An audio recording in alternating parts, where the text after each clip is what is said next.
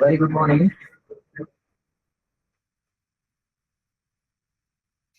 Um,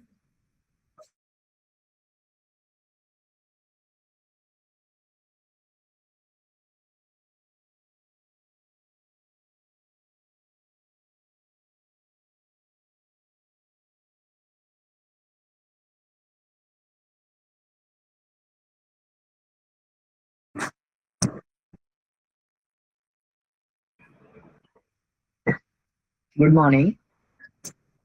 Yes, good morning. All are joined. Yes, sir. Many are on YouTube as well as on this Google Meet link, sir. Okay, so let us start. Okay, sir.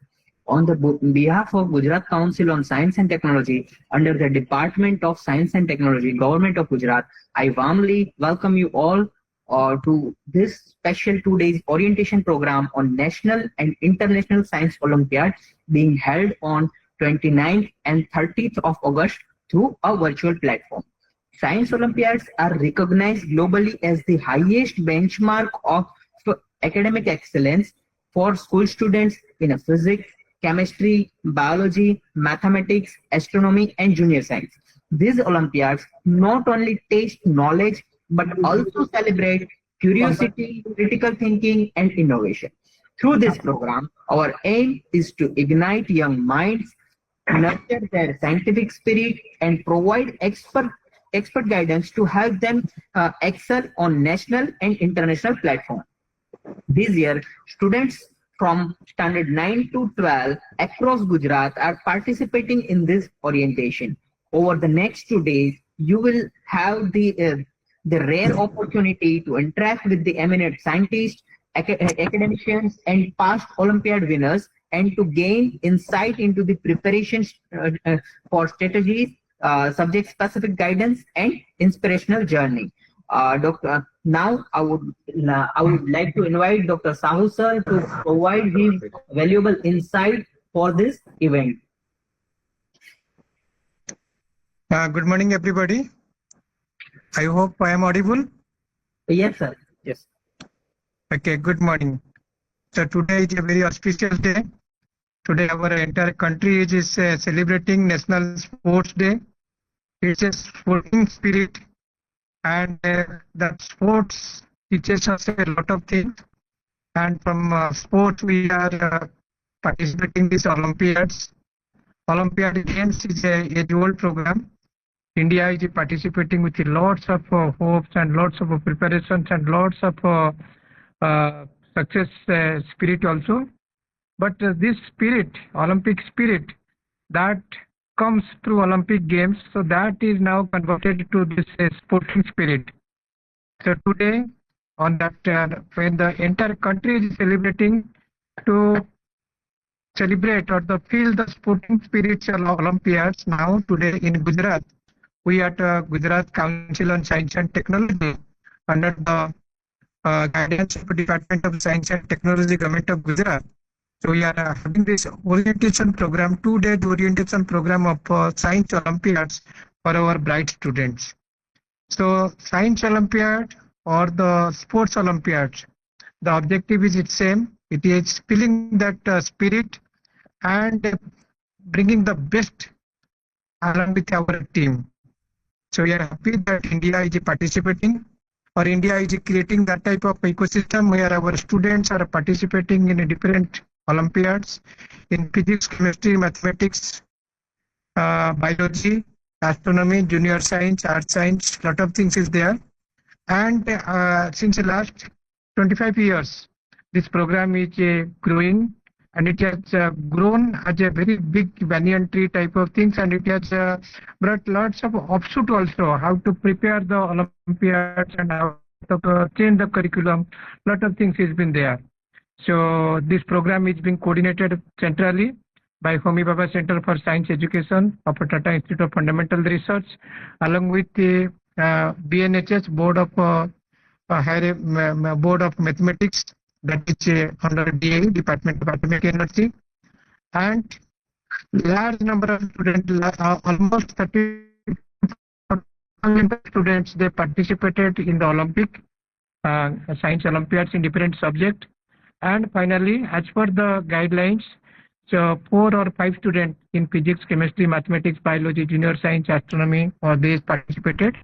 And these are some different stages: National Standard Examination, National Olympiad, Orientation Camp, Pre-Departure Camp, and finally Olympics at different places.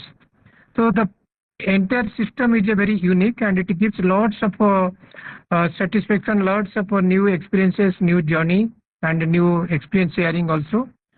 But the thing is like that, being joining this program or getting a prize or medal or reaching that time, it teaches us a lot, which is just like life skill. So as we are discussing about sporting spirit, this Olympic spirit is also like that. I think we are very happy that this program is being coordinated or organized by GUJCOST through its dedicated regional science centers and district community science centers and all our centers, those who have registered with IFPT, those who is organizing this national standard examinations. Almost 5,000 students, I think they are on our YouTube channel. So very good morning and a congratulations to you. You have just touched to your first step of your career. This is Scientific Olympiad, Science Olympiad. And here we are celebrating the spirit of science, spirit of wing, and spirit of our attempts. So I am very happy that we have the faculties from Homi Bhabha Center for Science Education. So we have Dr. Siris Pathare, Professor Dr. Kale, Professor other experts. Today we will be catering to physics, chemistry, mathematics, biology, astronomy, art science, and junior science.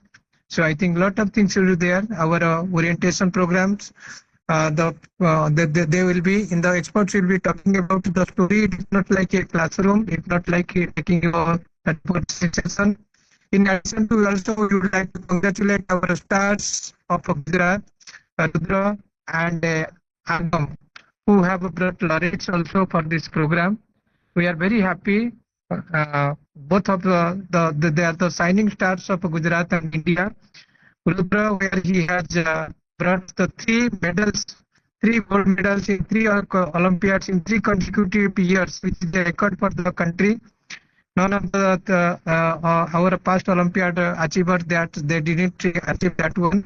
Similarly, Agam is also brought that crack that physics and brought a medal for the country, for the state.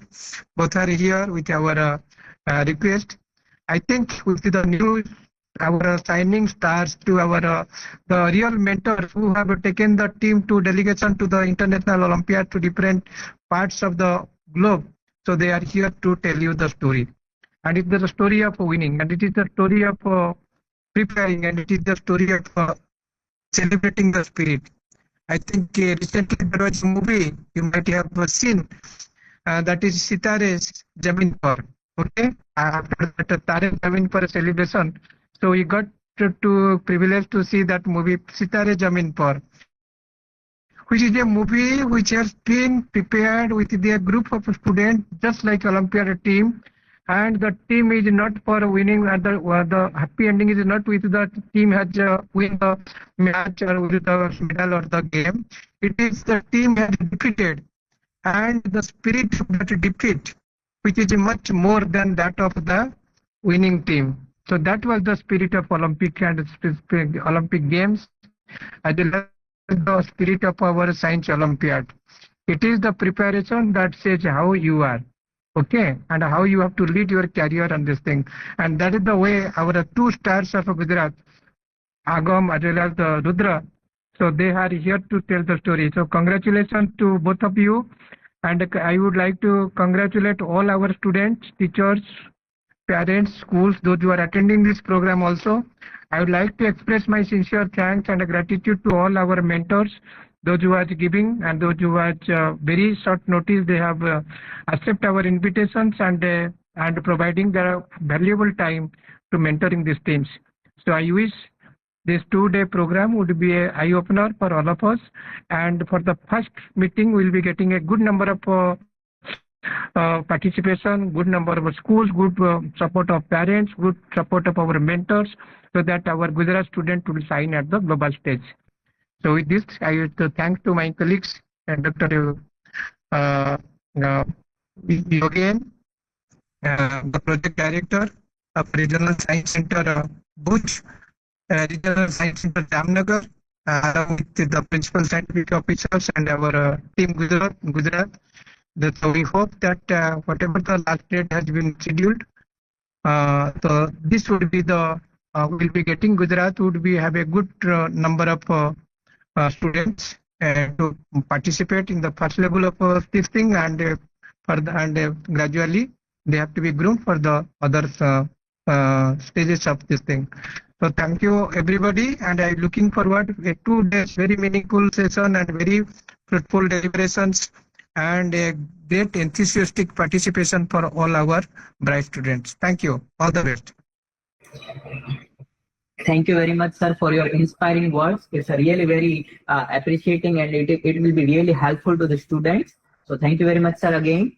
Now, I would like to invite Mr. Rudra Pethani. He is a shining example of a youthful scientific excellence. Hailing from Rajkot, he made India proud by winning a gold medal at the 36th International Biology Olympiad in 2025. At a young age, Rudra's dedication and curiosity have led him to outstanding achievements on the globe stage.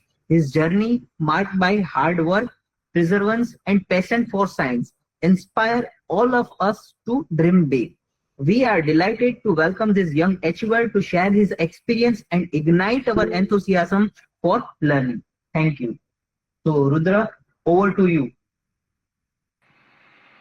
Thank you. Thank you so much. First of all, Narottam sir, namaste sir, and thank you for these kind words.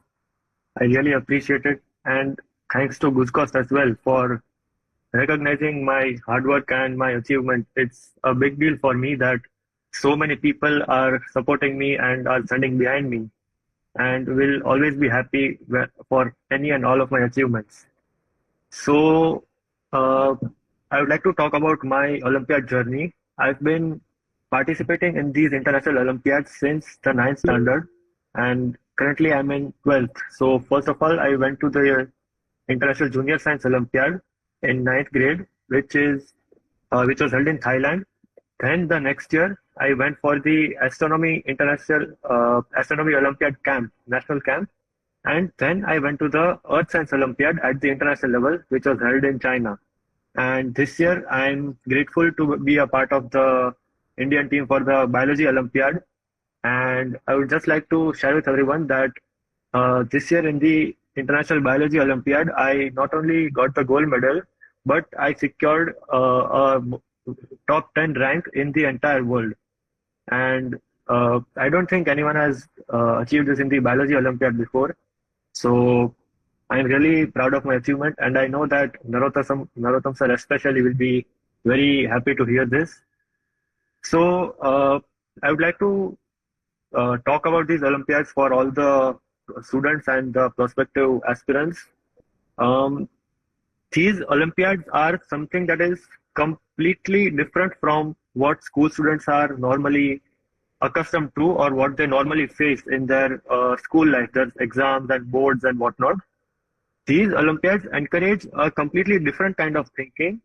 They are more analytical. They ask you or they implore you to think about the real world problems and how a student at such a young age can contribute or think about trying to solve these problems.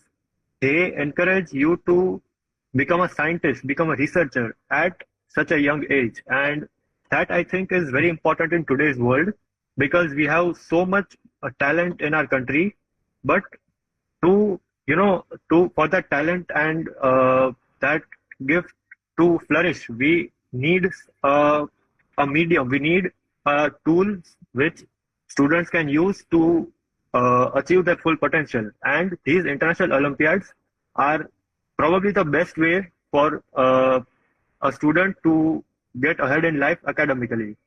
So the thing is, these Olympiads are very, very tough and difficult. So students need to have lots of preparation for them. And the thing that I get asked most by my friends and my students is how to balance the normal school studies with the preparation for these Olympiads. So it is quite tough. Because the school syllabus is probably completely different from what you will be studying if you want to be successful in these Olympiads. Because the school level is the basic fundamentals, whereas these Olympiads, they ask you to think. They want you to explore all the different things. Like suppose you have a problem in physics, then in the school, what you do is you just solve the problem, you get the answer. But if you are in the Olympiad, they will ask you to tweak some things and see what would happen if this was the case, or if this was not the case, if something was different, what could have happened. So that kind of thinking is quite difficult to manage at a school level. So that is the biggest challenge, I think, to students, is how to also get good grades in school and try to focus on these Olympiads. So that, I think, is the big thing. And but the the good point about this is that the subject that you will be preparing in, you will be utterly and completely confident in, and you will never have to study that for your school exams. Like now, I am after doing this biology Olympiad, I can confidently say that I will not need to read biology again for any of my school exams, and I developed this kind of confidence and that passion for biology. And other than that, I would like to talk about the exposure that a student gets from all this. So after the first two stages, uh, if you succeed in them, then you get to the National Training Camp, the OCSD. And there you meet the top 35 or 40 students from all over India who have also excelled in this Olympiad. And that is the best experience a student who is interested in a particular subject can have. You get the most brilliant students from all over India who are also interested in the same thing that you are, who have you share the same passion with. And not only that, but you get all these brilliant teachers. You get the scientists who are teaching you for the 15 days. They encourage you to think and also become scientists in the future. And all these teachers here, Shirish sir, Kale sir, Tejas sir, all of them have taught me in the past in some subject or another. And I'm really grateful to them. They have completely changed my worldview and my way of thinking. And I think once you get to this training camp in any of the Olympiads, I think you will become a completely different person. And I am really thankful to everyone for what I've learned in this. And not only that, if you get to the international level, then it is such a unique experience. You get to meet 200 to 300 peers from all over the world who are the top 4 or 5 students in the entire in their country, and you get 70 to 80 different countries there, and you get a week to just interact with them, make friends all over the world, and you get to learn so many different things. And that kind of exposure is very, very rare for anyone at any stage of their life. And to get this kind of thing at while you are a teenager, while you have not even finished your high school, is a very big thing. So I hope that every single student who hears this or who gets this message will attempt and try their best in any of the Olympiads that they like, in the subject that they are passionate about. And I wish the very best to all the students. And thank you once again to GUJCOST and Narottam sir. Thank you.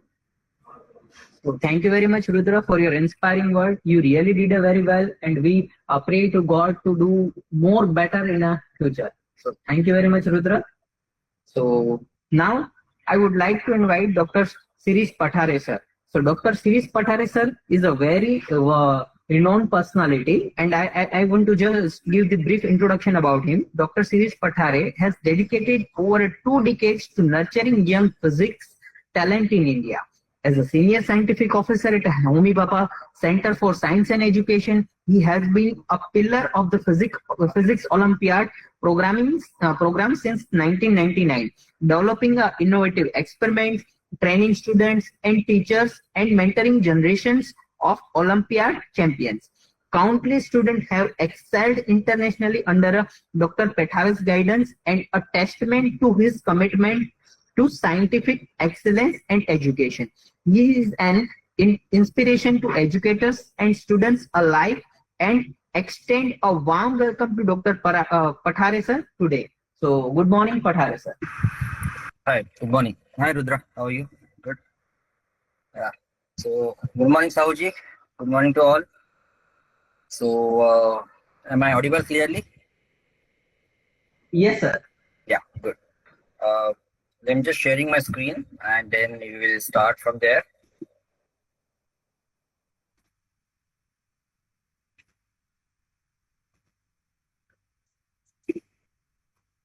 Is my screen visible? Yes, sir. Yes, sir. Okay, great. Okay. So, good morning, students. I think Rudra gave a really beautiful introduction to what Olympiads is, and that makes my job pretty easy. So, thanks, Rudra, for that. Of course, Rudra mentioned very nice points about what Olympiad is. First thing is he told you that it is pretty tough. Okay. But more than that, if you really want to appear for any such kind of competition, even at a national level or international level, there is very important thing that we normally tell our students, that we start to think only if we face problems. And in this case, by problem, I mean academic problems. Right? So if you come across a problem, you start to think. You start to think why this problem is, like, and what are the reasons for that? How can I actually tackle this problem? Generally, in our school curriculum, we know, right? We know most of the answers. We are asked to reproduce them. We are asked to maybe just derive a certain derivation, which has been done n number of times. But when you come to such kind of a competition, it might be an Olympiad, or it might be any JE related stuff, or any other competition. You are asked to apply what you have learned till now in your schools. Right? So any physics, any chemistry, any biology that you have done, okay, it is not just like, write a note on, or maybe explain this. No, you have been asked to use all this, all this knowledge that you have acquired till now, and then deal with a new situation. Right? I will give you certain, examples of problems at the International Olympiad. But before that, it's very important that you should get inspired with something. You should get inspired with something, some physics, chemistry, biology, something that bothers you. Right? And normally, what happens is we are afraid that, oh my God, I do not know this concept. How can I ask a question at all? So, first thing that you should understand, you should not be afraid to ask questions, and just go ahead, because be sure that if you do not know the answer, a person sitting next to you is of the same level, even that person doesn't know the answer. Right? So don't be afraid of that. Just go and ask the questions, and that is how your journey will start. Right? So with that, let me just give you a problem. Right? So now, since I'm talking about problems, let me give you a problem. The problem is that way pretty simple, and what we'll expect from you, I'm not sure how I will be able to see that, but maybe people at GUJCOST can tell me the answers. The answers can be maybe typed in the chat, or maybe if the cameras are on, people can raise their hands. This is a multiple choice question, and maybe somebody at GUJCOST, if they can see the cameras and then the students, or the response in the chat, they can tell me what is the preferred answer of the students. Right? So the problem is, you have a water bath, right? Water in a container, which is maintained at 65 degrees centigrade. Right? And I give you two small cubes, very small cubes, right? One of metal and other of insulator. Right? Don't worry what metal and what insulator they are made up of right now. Just one is of metal and other is of insulator. Both are initially at 25 degrees centigrade. Right? And now what I do is I keep these two cubes in a water bath, which is like maintained at 65. So the temperature of the water bath is constant, 65 degrees. After, I mean, they are in that water bath for, maybe around 10 hours, right? And after 10 hours, I measure temperature of each cube. So what do you think will be the temperature of each cube? You have four options here, right? Both cubes are at 25 degrees centigrade. Both cubes attain a temperature of 65 degrees centigrade. That is the temperature of water bath. The temperature of metal cube is higher or greater than that of insulator cube, because we all know thermal conductivity of metal is much higher than that of insulator. Right? Or the fourth option is that the temperature of insulator cube will be greater than that of metal cube. Because we know specific heat of insulator is quite higher than the metal, right? So out of these four cubes, four answers, may I know which is your preferred answer? Maybe think about it. I just maybe stop sharing the screen and then let's see. Even if I can see this. Are there students? Are they answering? In Yes, the chat sir. or Yes, in the chat, we have opened our chat box also. oh, great. Okay. So, students, if you have the answer, please do type in. Whichever 1, 2, 3, 4, whichever that you find is your preferred option, you can just. I'll just maybe present the screen again, because I think Yes. you need to see the options again. Let me see. Yes, we have one answer. Yeah. Let's not. Oh, we are having multiple answers. I think. Yeah, great. So Choices let's are So let's maybe wait for a minute or so. We Yes. have time. There's no hurry. Yes, So yes. let me see what are their answers. After a minute or so, we will get their answers. Maybe the most preferred answer you might help me to just find out.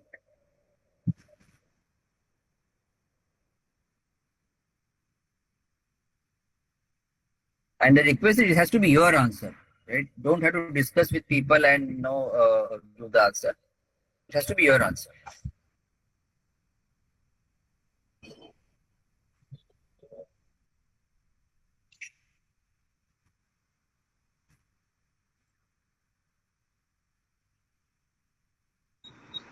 Sir, can you please once go back to the previous slide? Sure, why not?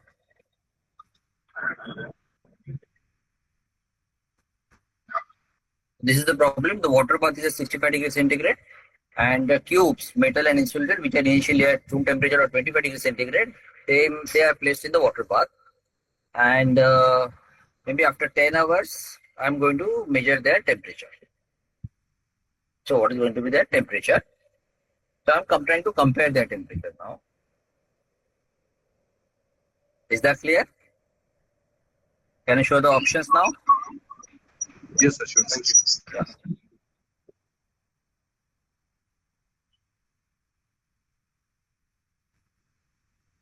Yeah. A, B, C, D, answer.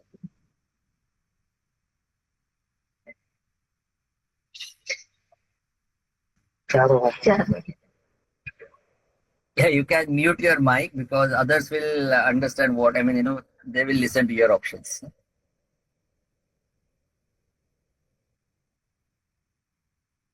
Okay, can I get the most preferred option here? Can someone help me in the chat or somewhere? So, mostly, sir, I think B answer has been given by several options. B or C? And then we have C. C has been given. Although we have A and D also. But mostly. Okay, but which is the majority one? Mostly C is B or and C. Okay, very good. Any approximate comparison between which is like higher than B and C? Is Yes. So I think it is 3, 4, 5.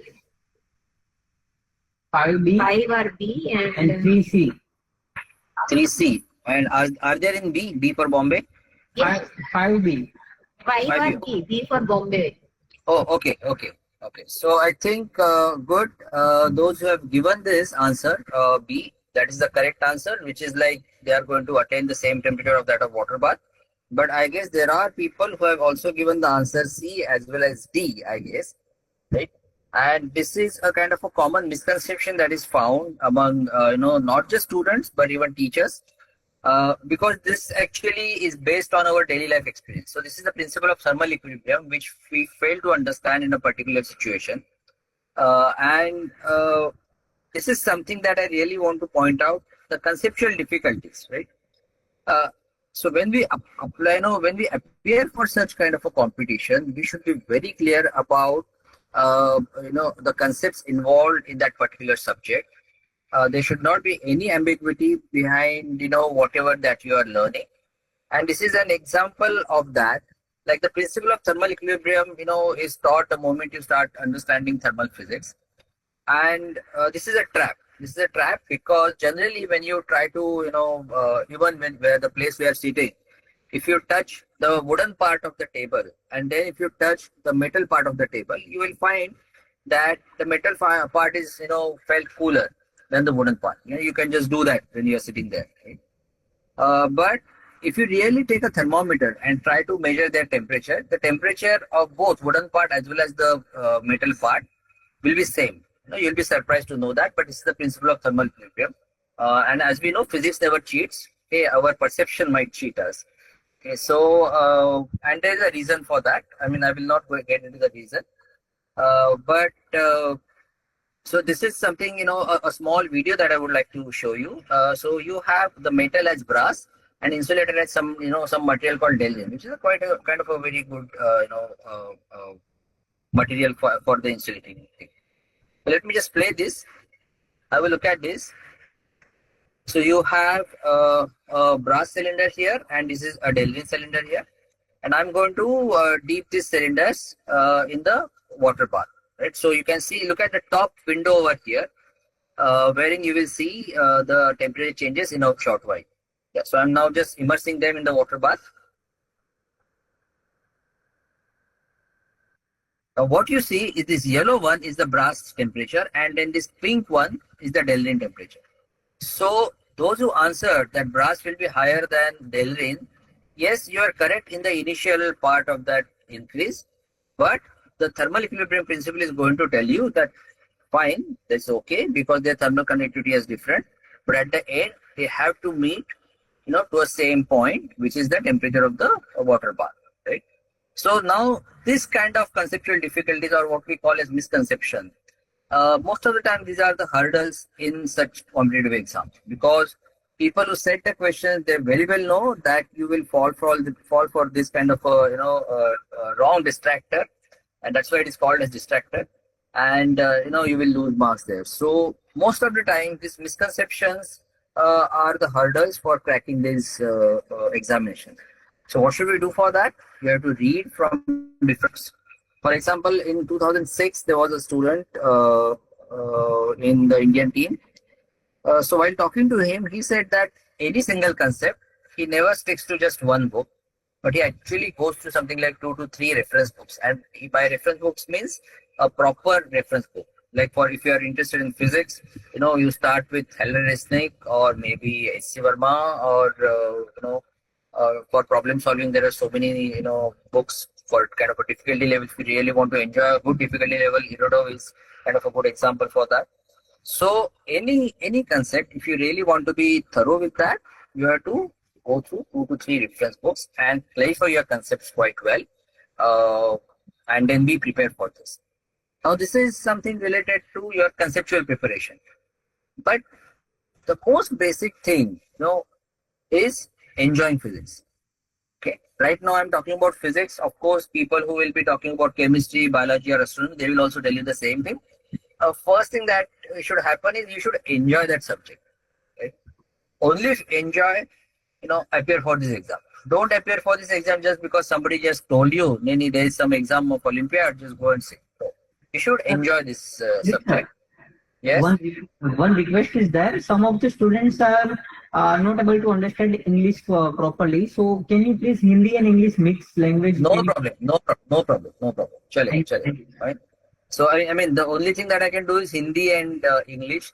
I mean, I won't be able to speak Gujarati. So pardon me for that. Okay. So क्या आपको पहले वाला question जो था वो समझ में आया है? आई मीन क्या आप मुझे चाहते हो कि वो भी मैं रिपीट करूं या फिर यहीं से चालू करूं? Students, Any student is there? आपको मैंने जो पहले वाला क्वेश्चन जो पूछा था उसके बारे में कोई आपकी क्वेश्चंस है, कोई प्रॉब्लम्स है उसमें?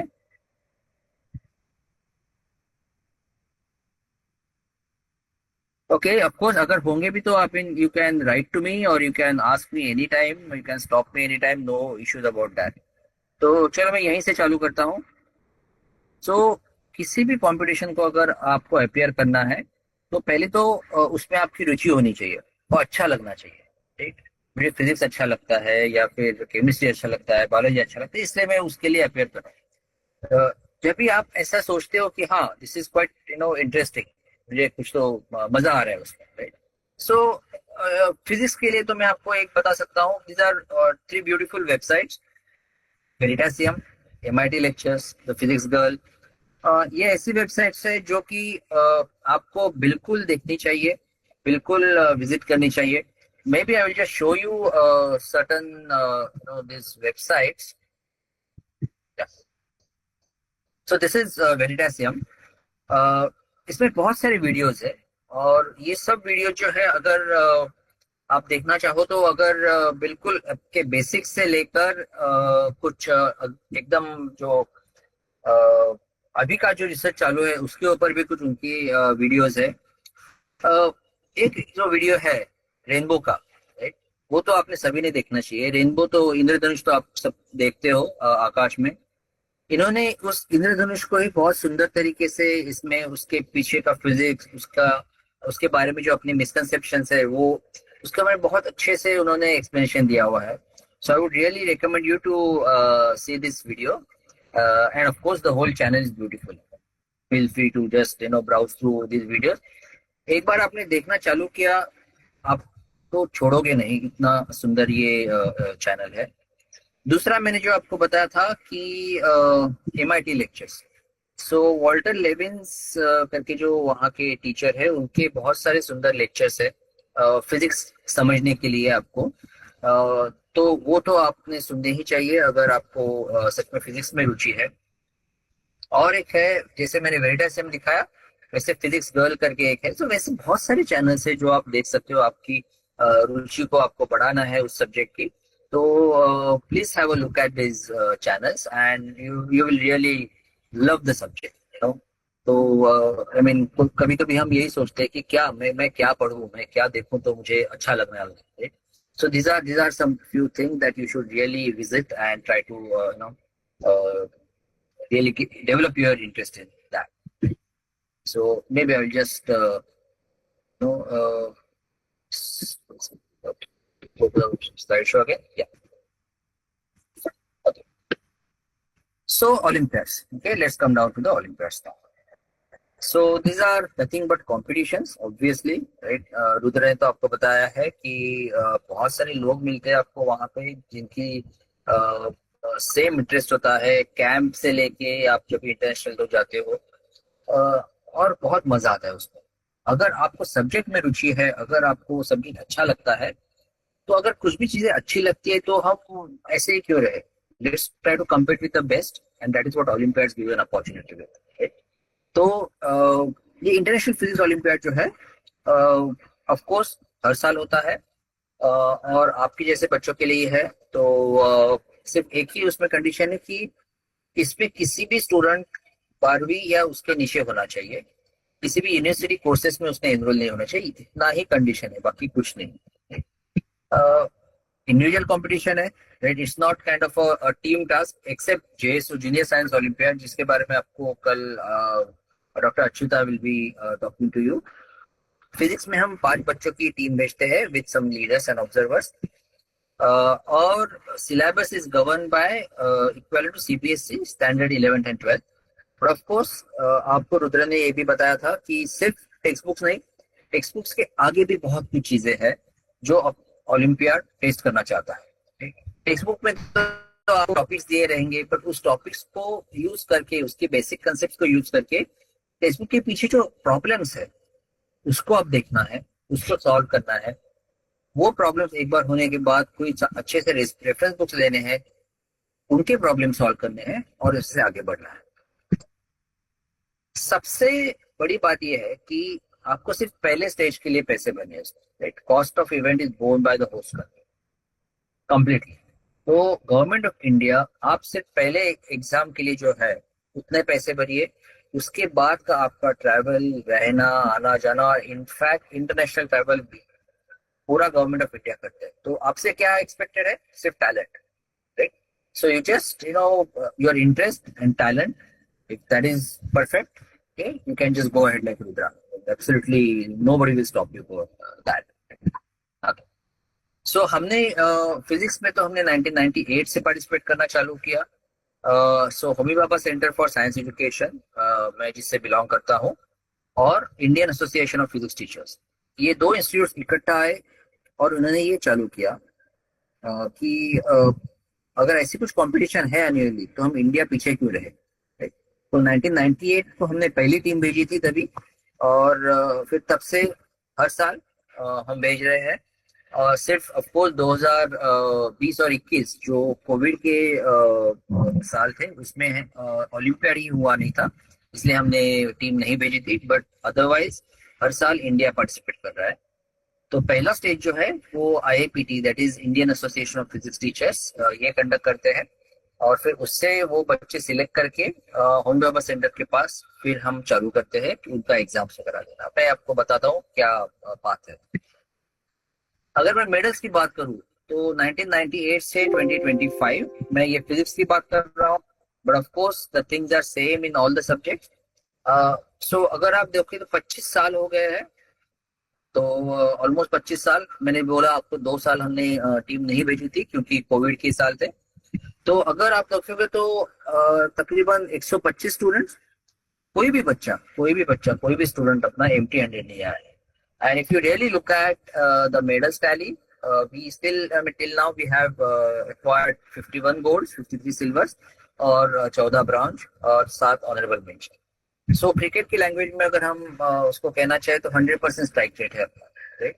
सो एंड ऑफ कोर्स अपना मींस व्हाट, आपका, राइट? आप जैसे बच्चे जो आगे आते हैं वही इंडिया को ऐसे प्राउड फील करवाते हैं। तो of course congratulations to you all.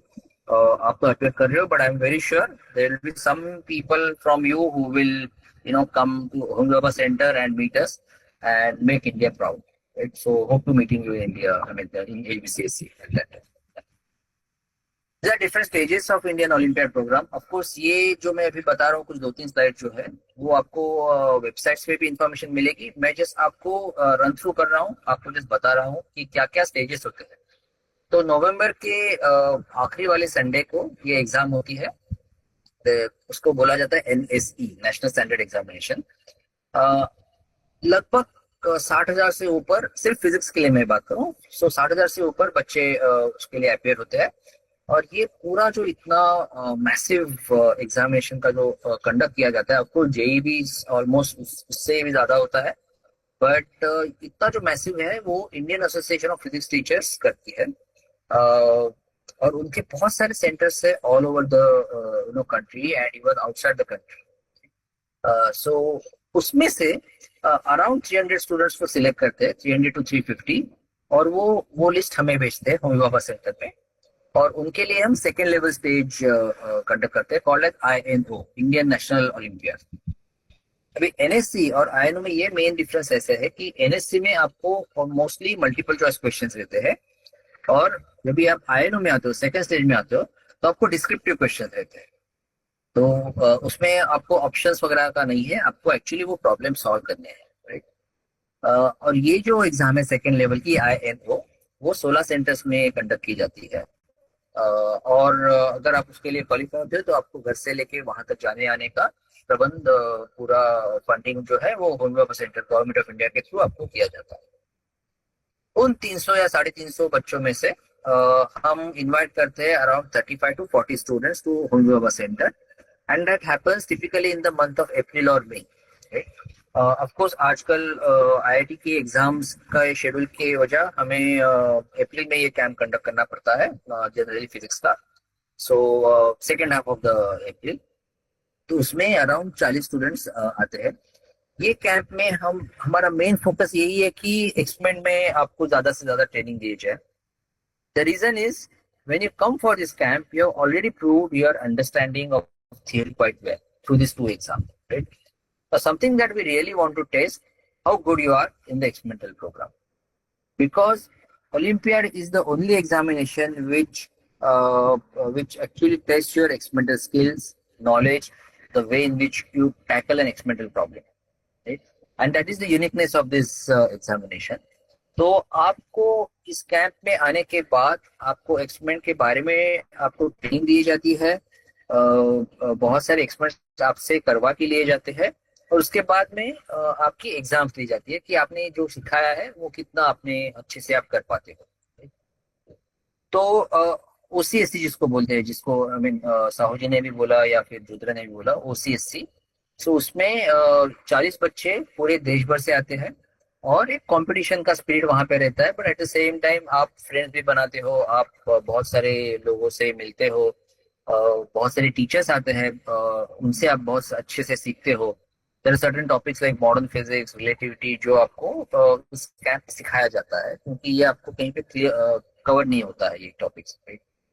उसके बाद उन 40 में से हम फाइनल टीम सिलेक्ट करते हैं 5 बच्चों की फिजिक्स के लिए, और ये जो बच्चे हैं 5 बच्चे, उनको हम फिर से ट्रेन करते हैं इंटरनेशनल ओलंपियाड जाने से पहले, which is known as PDC और प्री डिपार्चर कैंप, राइट, और pre departure training camp.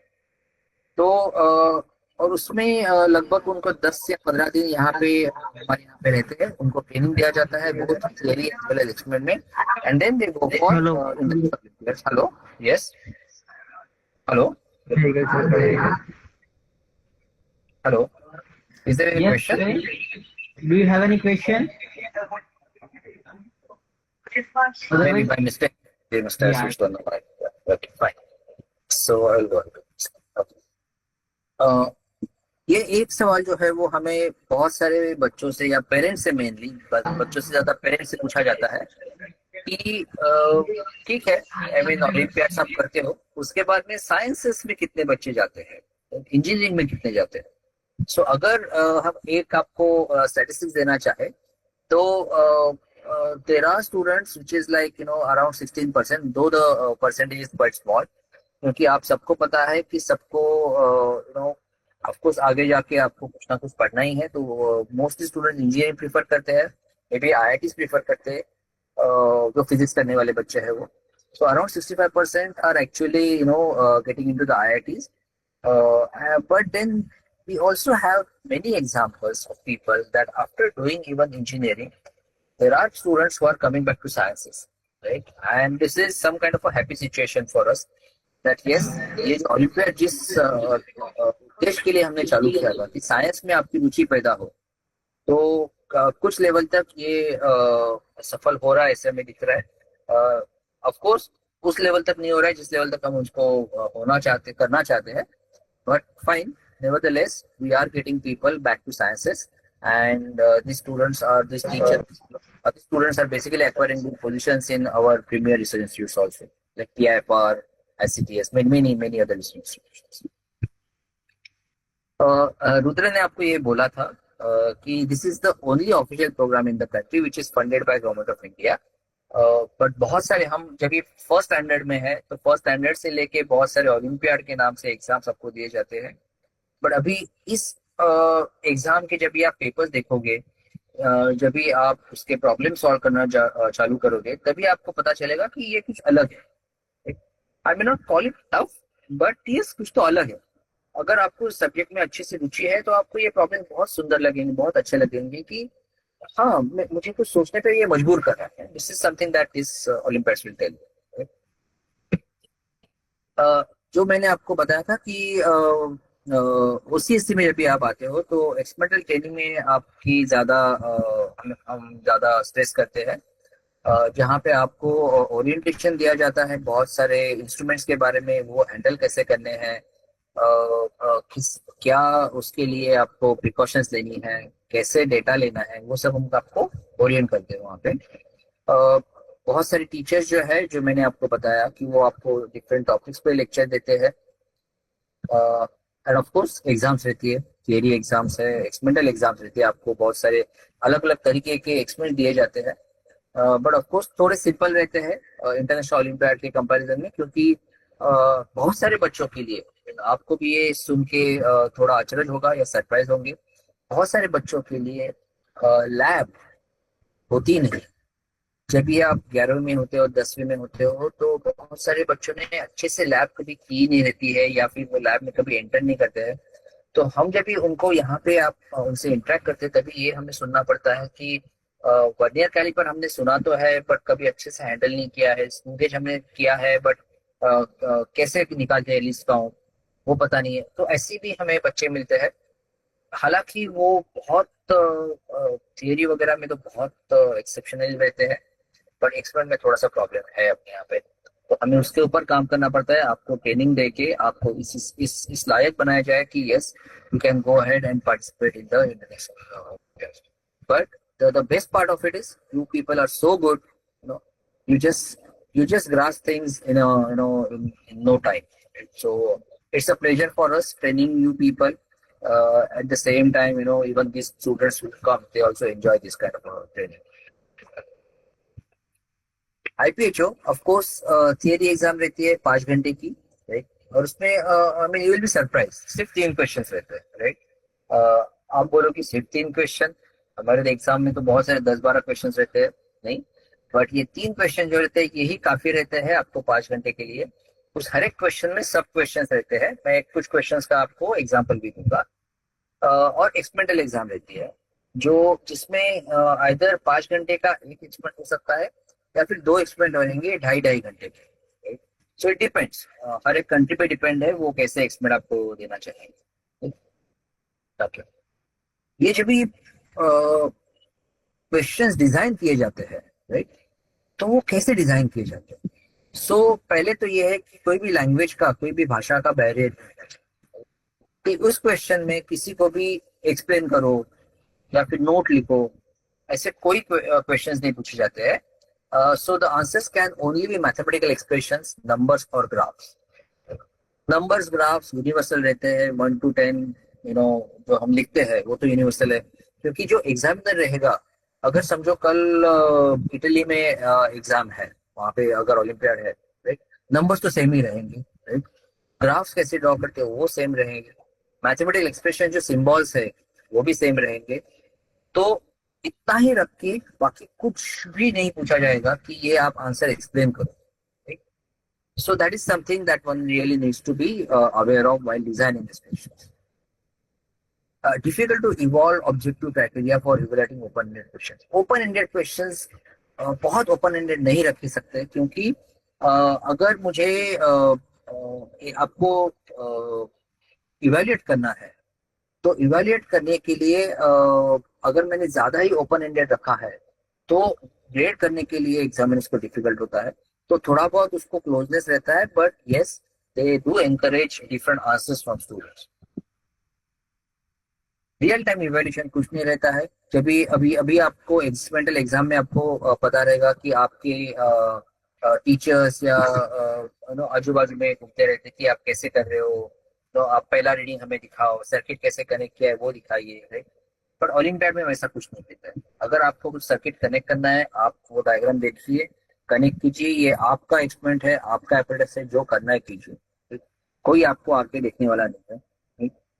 Cannot use advanced and non standard instrument, तो कुछ ज्यादा कॉम्प्लिकेटेड इंस्ट्रूमेंट वगैरह देना पॉसिबल नहीं है उसमें। और एपरेटस बहुत रोबस्ट रहता है। रोबस्ट इन द सेंस, अगर मेरे पास 400 बच्चे आने वाले हैं उस ओलंपियाड के लिए, तो मैं 450 कॉपीज तैयार करूंगा उस एपरेटस में, एक ही एक्सपेरिमेंट की 450 कॉपीज, और उसको टेस्ट करूंगा, और इस तरह से टेस्ट करूंगा कि ये कॉपी किसी के भी पास जाए, रिजल्ट वही मिलना चाहिए। तो ये जो एक्सपेरिमेंट या थियरी प्रॉब्लम ये जो डेवलप किए जाते हैं, वो इस हिसाब से डेवलप किए जाते हैं कि इन बच्चों को देने के बाद भी किसी भी एपरेटस में कोई फॉल्ट ना आए, किसी को कुछ प्रॉब्लम ना आए, आंसर्स में कुछ वेरिएशन ना आए। तो इस हिसाब से उसकी तैयारी की जाती है। एक अच्छे प्रॉब्लम के लिए क्राइटेरिया क्या है, राइट? तो उसमें से अच्छा सा फिजिक्स आना चाहिए बाहर। बच्चे को लगना चाहिए कि हाँ, वेरी इंटरेस्टिंग, कुछ आज सीखा, कुछ अच्छे से पढ़ा मैंने. But of course, within the perspective, I cannot just give you some research level problem and expect you to, keep thinking about that. No, but based on your the knowledge of the subject, you should be in a position to,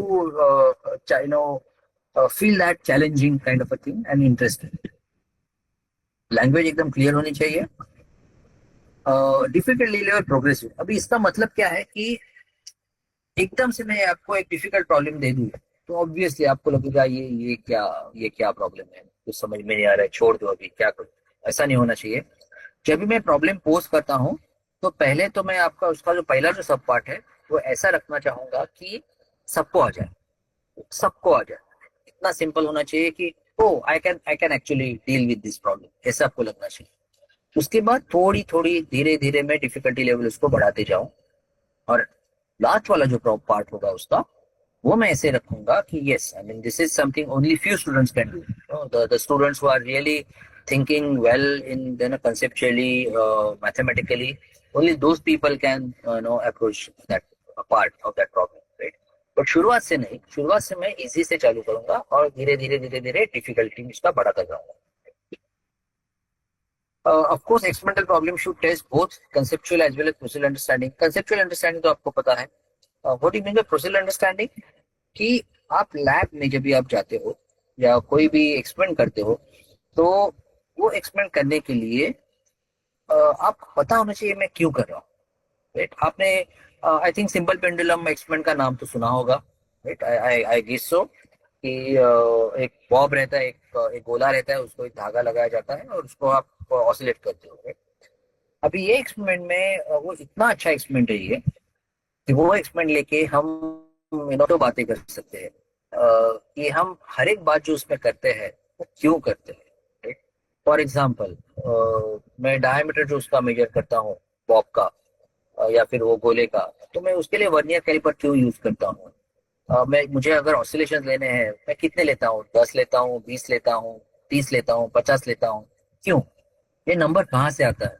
तो procedure understanding का मतलब ये है कि जो कुछ भी मैं करता हूँ लैब में उसके पीछे कुछ ना कुछ तो रीजन है. You to understand that reason quite well and then things become very easy. एक बार आपको समझ में आया मैं ये क्यों कर रहा हूँ तो उसमें आपको कोई कठिनाई नहीं आती, आप बहुत आराम से एक्सपेरिमेंट कर सकते हैं. आपके बहुत सारे स्किल्स उसमें टेस्ट होने चाहिए, नॉट जस्ट ऑप्टिक्स, बट अगर कुछ डिराइव करना है आपको, कुछ एक्सप्रेशन तक आना है, मैं ये ग्राफ क्यों प्लॉट करूं, लीनियराइजेशन टेक्निक है, बहुत सारे टेक्निक्स है जो आपके इसमें टेस्ट किए जाते हैं. I just run through this. Okay, fine. So let me give you an example. 2017 में इंडोनेशिया में जो इंटरनेशनल ओलंपियाड हुआ था, तो जो मैंने आपको बताया था कि ये जो थियरी प्रॉब्लम भी है ये भी कुछ अलग तरीके के रहते हैं. They are called as thematic problem. Right, उसके पीछे कुछ थीम रहती है, कुछ आइडिया रहती है, और जो थीम रहती है वो उस देश के लिए स्पेशल रहती है.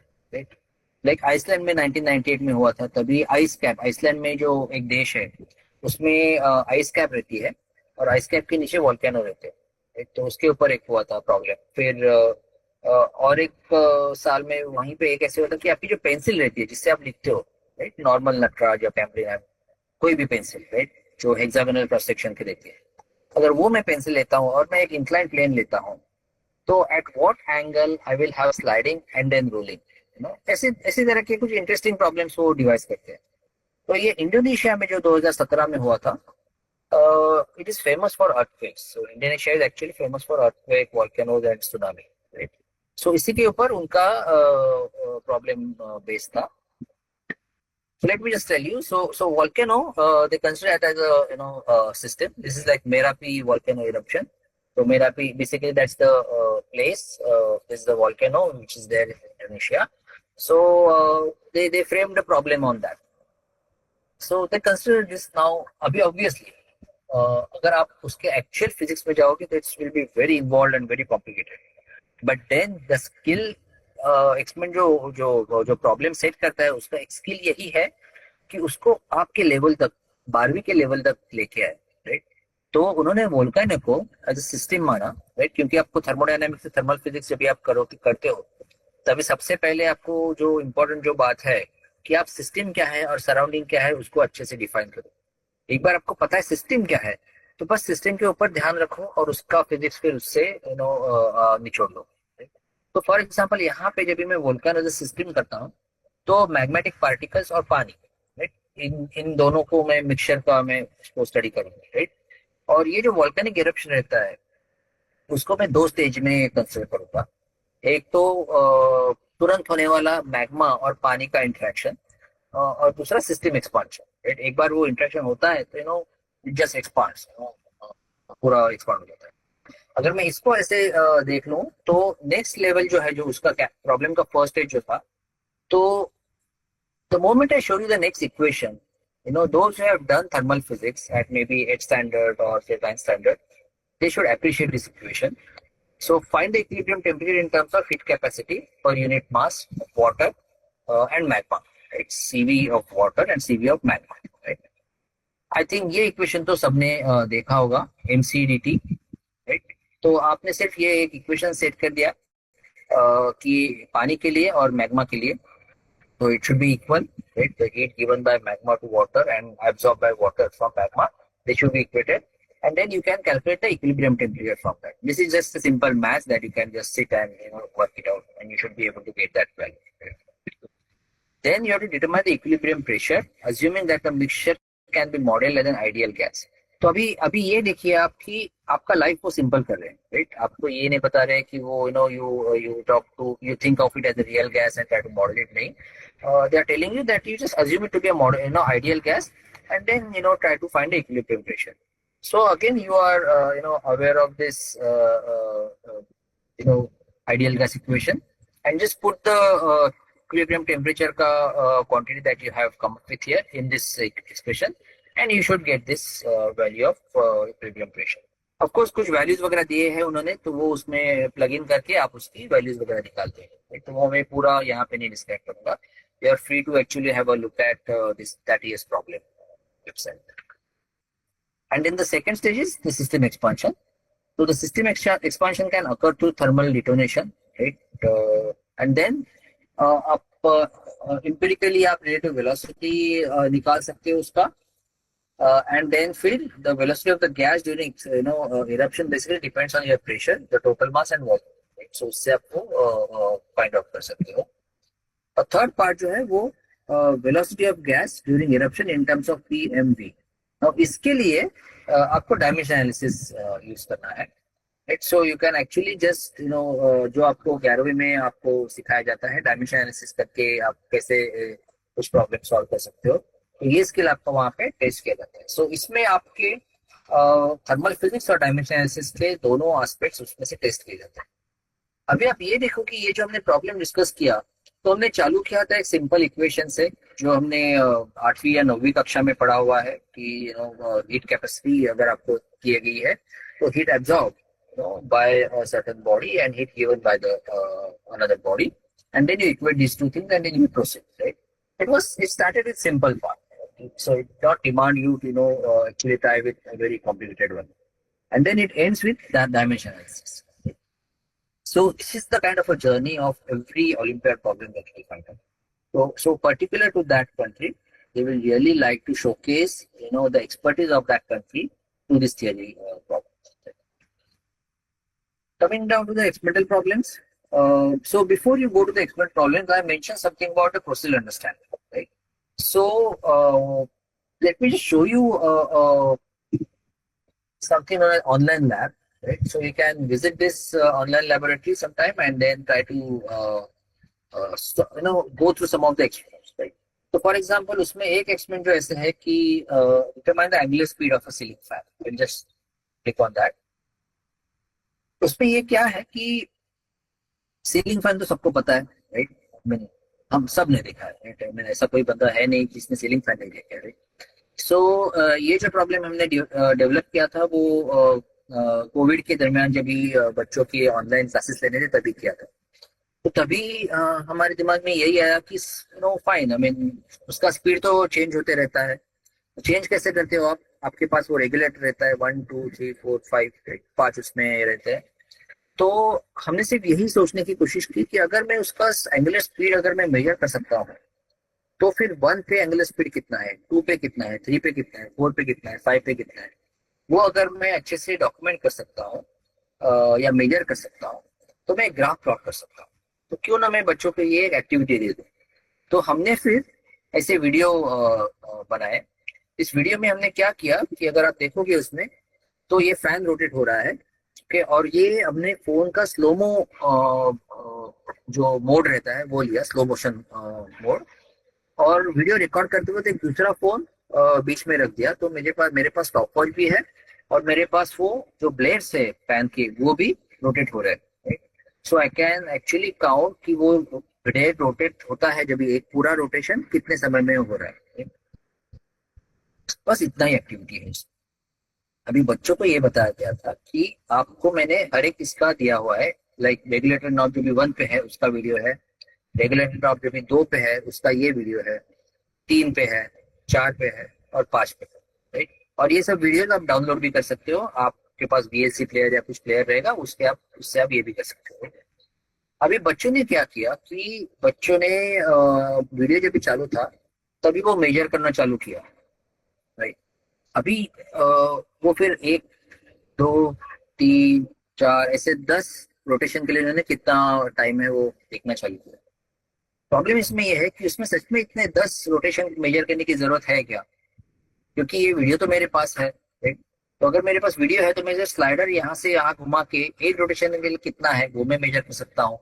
सो इससे यही टेस्ट किया गया कि आप आपकी प्रोसीजर कैसे डेवलप कर सकते हो। आपको कोई बताएगा नहीं कि कि ये सही करना है। Nobody will come and tell you that okay, this is the procedure, this is how you should. No, you have to design your own procedure and then come up with your results. Right? That is the best part of this online lab. Right? Another experiment that I will just like to show you, laser microscope. Right? Now ये जो activity है, I think किसी ने तो आपको ये activity दिखाई होगी कि लेजर लेते हैं अपना नॉर्मल टॉर्च लेजर या रास्ते में जो मिलता है 50 रुपए 100 रुपए का लेजर रहता है वो, और एक सिरिंज ले ली मैंने, नॉर्मल प्लास्टिक की सिरिंज, राइट। तो उस प्लास्टिक की सिरिंज में मैंने पानी लिया, बट नॉर्मल पानी नहीं है वो, मैंने उसमें थोड़ा सा कुछ may be of course Rudra और biology people may not like this word, but गंदा पानी लिया in a way that a water with kind of a culture develop, वो मैंने लिया। या फिर कहीं पे भी पॉन्ड है आजकल बारिश है तो फिर उसमें से पानी ले लिया, उसमें कुछ तो माइक्रो ऑर्गेनिजम्स रहेंगे, right. Now what I will do is ये मैं सिरिंज लेके उसका एक छोटा सा ड्रॉप में तैयार करता हूँ और उसके ऊपर लेजर शाइन करता हूँ। ये जब भी मैं करता हूँ तो मुझे एक दीवार पे ऐसे पिक्चर दिखाई देता है, राइट। ये क्या है, ये कुछ डस्ट पार्टिकल है, और आपको ये भी दिखाई देता है कि उसमें से अगर कोई माइक्रो ऑर्गेनिज्म है तो वो भी आपको वो मूव होते हुए दिखाई देता है। तो उसके हमने ऐसे कुछ शॉट्स लिए हुए हैं, राइट, ये ऐसे शॉट्स लिए हुए। अभी उस माइक्रो ऑर्गेनिजम्स का या फिर उस डस्ट पार्टिकल का मुझे साइज निकालना है। सो उसमें मैं क्या करूंगा, so I will use a simple idea of diffraction. ये जब भी आप 11वीं में या फिर 12वीं में आओगे तभी ये एक इक्वेशन आपको पता चलेगा, n lambda equal to d sin theta. ये इक्वेशन यूज करके आपको अगर डिस्टेंस पता है ड्रॉप से लेके स्क्रीन तक का, तो आप वो जो अंदर माइक्रो ऑर्गेनिज्म है उसका साइज कितना हो सकता है वो आप आराम से उससे निकाल सकते हो। क्योंकि एक आप देखोगे यहाँ पे तो हर एक डॉट के आजू बाजू में ऐसे कुछ का रिंग्स दिखाई दे रही है। तो अगर मैं ये रिंग्स का मेजरमेंट लेता हूँ तो फिर उस रिंग्स के मेजरमेंट से मैं बैक कैलकुलेट जब भी करूंगा क्योंकि मुझे ये पता चलेगा कि हर एक इसका साइज कितना है और उससे मुझे माइक्रो ऑर्गेनिज्म का साइज मिल सकता है। सो this is small activity. Again इसमें भी कुछ प्रोसीजर है जो कि बच्चे करने के बाद उनके साथ डिसाइड करते हैं, डिस्कस करते हैं कि ओके ये आपने किया वो कितना सही है कितना गलत है, right. So this is how we train the students. So before they come for the camp we try to give them this kind of exercises, yeah, during the camp we try to give them this kind of exercises and try to discuss the procedure that you can devise or design to come up with this answer of this. So there cannot be a unique procedure. ऐसा नहीं है कि भाई एक ही procedure है कि मैं इससे करूंगा तभी आंसर आएगा, नहीं। 2-3 प्रोसीजर्स भी हो सकती है जो कि ज्यादा अच्छी हो सकती है हमने जो सोचा उससे। तो ये बहुत ही एक मजेदार एक्सरसाइज रहता है जो हम बच्चों के साथ हमेशा करते हैं. So you are free to go to this website, try out different experiments which are there on this website. And if you are interested, you can always discuss with me. You can write to me, and we can always take it forward from there. आपके ऊपर है, आप कहाँ से चालू करना चाहते हैं. Right? So IP जो एक्सपेरिमेंट्स, मैं एक कुछ एग्जांपल्स आपको देना चाहूंगा. अगेन इंडोनेशिया का ही मैं एक एग्जांपल लेता हूँ. तो it was on variable refractive index. Right. आप में से मुझे पता नहीं किन जनों ने ये डेमोन्स्ट्रेशन देखा है कि अगर मेरे पास एक बकेट है, right, या फिर एक ट्रांसपेरेंट कंटेनर है प्लास्टिक का, जिसमें से मैं देख सकता हूँ ट्रांसपेरेंट होना चाहिए वो, मैं उसमें पानी डालता हूँ. पर पानी डालने से पहले मैंने उसमें शक्कर डाली है नीचे. ये कभी आप करके देखिए. शक्कर डालिए नीचे, उसके ऊपर धीरे से पानी डालिए और उसको एक आधा दिन या एक दिन रख दीजिए ऐसे ही. उसको बिल्कुल भी हाथ मत लगाइए. It should not get any jerk. दूसरे दिन सुबह फिर आप साइड से उसको लेजर पास कीजिए. The moment you pass the laser, you will find, it's a beautiful demonstration. You find that the laser doesn't travel in one direction, straight direction. It bends. अभी laser क्यों बेंड हो रहा है, light कैसे bend हो रहा है? होता ऐसे है कि जो शक्कर है वो धीरे धीरे धीरे डिजॉल्व होती है. जो नीचे जो है शक्कर कॉन्सेंट्रेशन, उसका डेंसिटी जो है वो ज्यादा रहेगा, और जैसे आप ऊपर जाओगे उसका डेंसिटी कम होते जाएगा. तो जब भी लेजर यहाँ से ऐसे पास होगा horizontally, what it will see that there is a gradient, there is a change in the refractive index, और वो बेंड होता है. right? इसी प्रिंसिपल का सहारा लेके इंडोनेशिया में 2017 में उन्होंने एक्सपेरिमेंट डेवलप किया था. आई will just show you the video of this. Let me just check. I hope the video is visible. May I get a confirmation? Yes, sir. It's visible. Okay. Okay. So एक laser है यहाँ पे. तो यहाँ पे ये laser है. फिर ये कंटेनर है यहाँ पे जिसमें मैं ये पानी डालूंगा, सॉल्ट वाटर सोल्यूशन. ये देख सकते हो अब यहाँ पे सॉल्ट वाटर सोल्यूशन दिया हुआ है. 3 कॉन्सेंट्रेशन दिए हुए हैं यहाँ पे, 23, 28 और 33. और ये ग्राफ पेपर यहाँ पे रखा हुआ है. अभी ये जो लेजर है, this laser is not a normal laser, this is a line laser. I will show you that. So this is a line laser. Right, you can see the line on this. और ये container में पानी भर रहा हूँ यहाँ पे, ये सॉल्ट वाटर सोल्यूशन में भर रहा हूँ उसमें. और यहाँ पे अगर ये एरो दिख रहा है आपको, यहाँ तक ही मैं भरूंगा. उसके बाद यहाँ पे ये जो टॉप है, यहाँ पे एक होल है ऊपर से, राइट, जिससे मैं नॉर्मल पानी के ड्रॉप डालूंगा. तो अभी आप सोच सकते हो क्या हो रहा है यहाँ पे, कि जब भी मैं ये नॉर्मल पानी के ड्रॉप डाल रहा हूँ तो there will be a gradient. So concentration change in the vertical direction.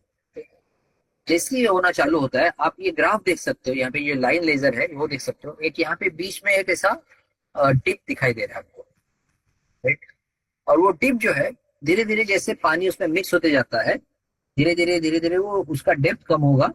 और बच्चों को बोला था कि 30 मिनट आप वेट कीजिए. 30 मिनट के बाद जैसे आपको दिखाई देता है, जो फाइनल आपको दिखाई देगा, उसको आप ट्रेस कीजिए पेपर के ऊपर. ये मैं वीडियो थोड़ा जल्दी फास्ट रन कर रहा हूँ यहाँ पे, इसलिए आपको दिख रहा है कि वो जल्दी से एकदम ऊपर आ रहा है ऐसे. But you have to wait for 30 minutes to get that final pattern. The moment you get that final pattern, आप ग्राफ पेपर वहां से निकालते हो. This is your final pattern.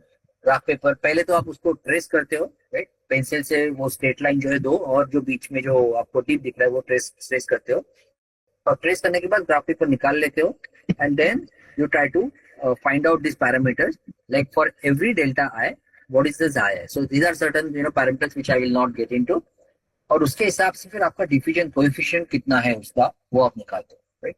So it's a beautiful experiment in a way that it actually test your skill, the planning, because आपको 30 minute wait करना है और 3 solution है आपके पास. तो ऑफकोर्स आप तो सोचोगे कि भाई मैं करूँ क्या 30 मिनट में, राइट. और वेट तो करने के लिए बोला है. So what I will do is, in that 30 minutes, you should be wise enough to take up another experiment, and start doing certain parts of that experiment. Okay? What was the other experiment? I will just show you. So this was parallel dipole line magnetic trap. See, this Indonesia में उस साल इन्होंने बहुत सारे problem से earthquake या volcanic sensing में निकाले. तो उन्होंने बहुत ही सुंदर अच्छे से, I mean this is kind of research level work that they have brought out to your 12th standard level experiment. ये दो उन्होंने मैग्नेट्स लिए, ऐसे सिलिंड्रिकल मैग्नेट्स है, राइट। आपको गुजरात में तो मिल जाएंगे आराम से, देयर आर डिस्ट्रीब्यूटर्स इन गुजरात। सो ये ऐसे मैग्नेट्स है। पर नॉर्मली मैग्नेट जो आपको पता है कि अगर ये सब जो ये एक मैग्नेट है तो यहाँ पे नॉर्थ है, यहाँ पे साउथ रहता है। ये जो मैग्नेट है ये ऐसे मैग्नेटाइज किया है, तो आधा साइड जो है वो नॉर्थ है, दूसरा साइड जो है वो साउथ है, right? तो ये ऐसे दो जब भी मैग्नेट में आपको ऐसे ऐसे रखता हूँ यहाँ पे, right? तो आपको दिखाई देगा पिक्चर में कि it will form some magnetic field distribution like this. You can see saddleback kind of a thing, right? Or camelback kind of a thing, right? So this is your magnetic potential kind of which is formed with that. And now उसमें मैं ये जो आपका जो pencil रहता है, right, जो pencil का लीड रहता है, जो अपनी 0.5 mm वाली पेंसिल रहती है, राइट, तो उसके जो लीड रहते हैं उसका छोटा सा टुकड़ा काट के मैं उसको जस्ट उसमें डालता हूँ। I'll just show you a video. It's a very interesting phenomena. You will really enjoy this. Just show.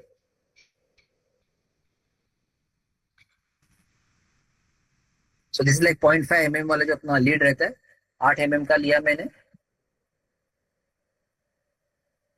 I'm just putting in that gap, and you will see that it's floating, right? So that being, so that lead being, diamagnetic, it's always repelled by the, the magnetic field. And since I have the saddle, I mean the camelback kind of a thing, it actually stays stable in that. So सिर्फ ये effect उन्होंने use करके बहुत सारी quantity जिसमें से उन्होंने explore की है बच्चों से, magnetic susceptibility, फिर it will have some natural frequency, right? So if I put a lead of a certain length and certain diameter, it will have its natural frequency. So उसकी natural frequency आप find out करो. Then if there is a disturbance in that natural frequency, that is kind of an indication of some kind of a seismic activity. फिर last है कि इंक्लिनोमीटर, जैसे ही मैं अभी मेरा ऐसा है मैग्नेट की प्लेन ऐसे, if I go on changing the plane, वो लीड जो है वो धीरे धीरे धीरे धीरे धीरे आगे जाएगा। सो मैंने इंक्लिनोमीटर करके भी मैं उसको यूज कर सकता हूँ। सो बहुत सारे पैरामीटर्स उन्होंने इस बहुत ही ब्यूटीफुल और सिंपल वाले एप्रोच से उन्होंने try to explain from that experiment. I just told you, like air viscosity. So you make it oscillate and you try to find out air viscosity, because after some time, वो damping होके धीरे धीरे धीरे धीरे slowly आते वो stop होती है। तो कितने समय के बाद वो स्टॉप होता है तो फिर पीरियड्स में कितना वो चेंज होता है, उस हिसाब से उसकी वो एयर की विस्कोसिटी उसमें से निकालना चाहते हैं। एंड फाइनली मैंने जो बोला आपको seismometer, right, so it will have certain natural frequency, can I actually make it as a seismometer. तो वो सब इन्होंने उनसे निकाला।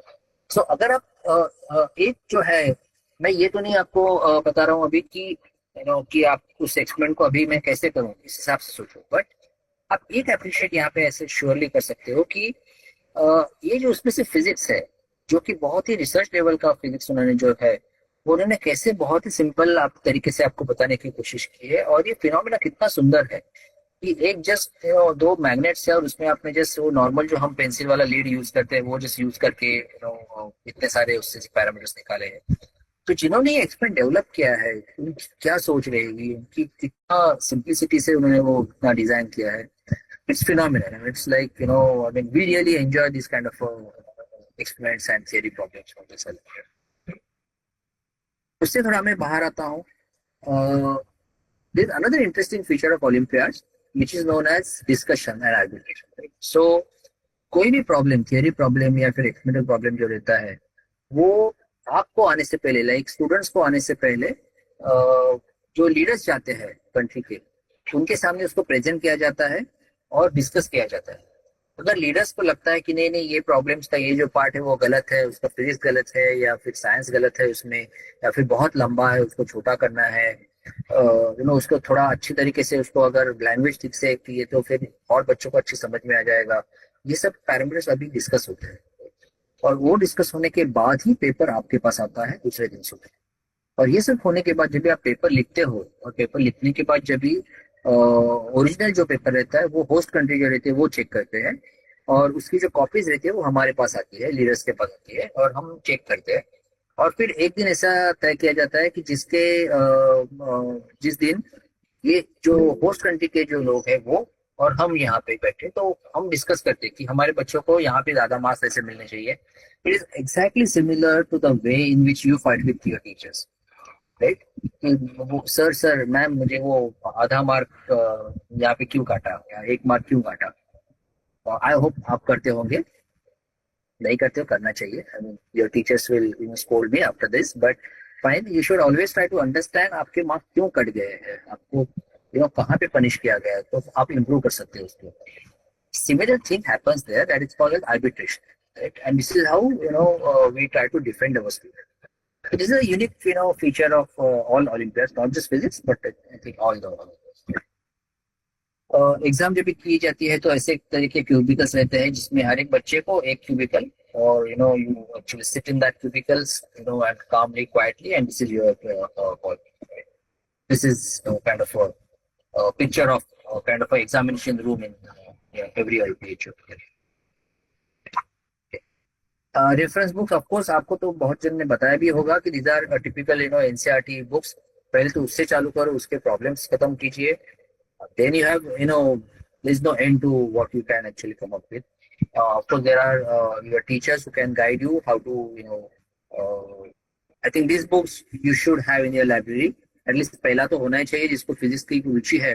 एलन रेस्निक का जो बुक है जो पढ़ना ही चाहिए और उसके प्रॉब्लम्स भी सॉल्व करने चाहिए. और उसके अलावा भी बहुत सारे सुंदर बुक्स है जो आपको कंसेप्चुअल लेवल पे भी बहुत अच्छा प्रिपेयर करते हैं. लाइक कॉलेज फिजिक्स है सर्वे का.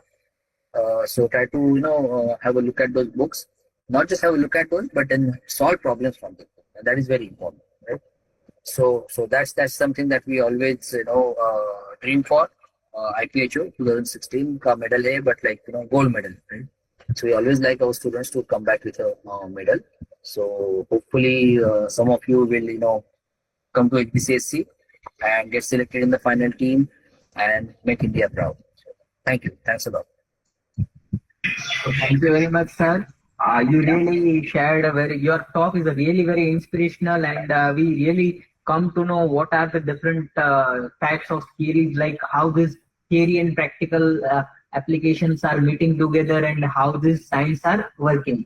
So basically we come to know, आपने ये जो फैन स्पीड वाला एक्सपेरिमेंट बताया, it was a really very nice. जो आपने कोविड में बच्चों को दिखाया, it's a really very helpful for the students. Even you shared 3 different video links like Vertasium, MIT lectures, the physics girls.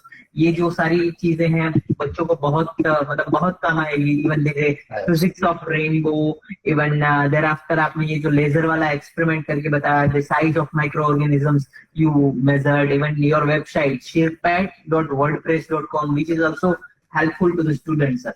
So I think it's a really very nice session. So thank you very much, sir. Now so let us have a little question answer session. Sure. So I would like to request to all the members, if you are having any kind of query, we can ask to sir. He is a very renowned personality for the physics, and he will also guide how to prepare and what are the different things. So if you are having any query, please ask to sir.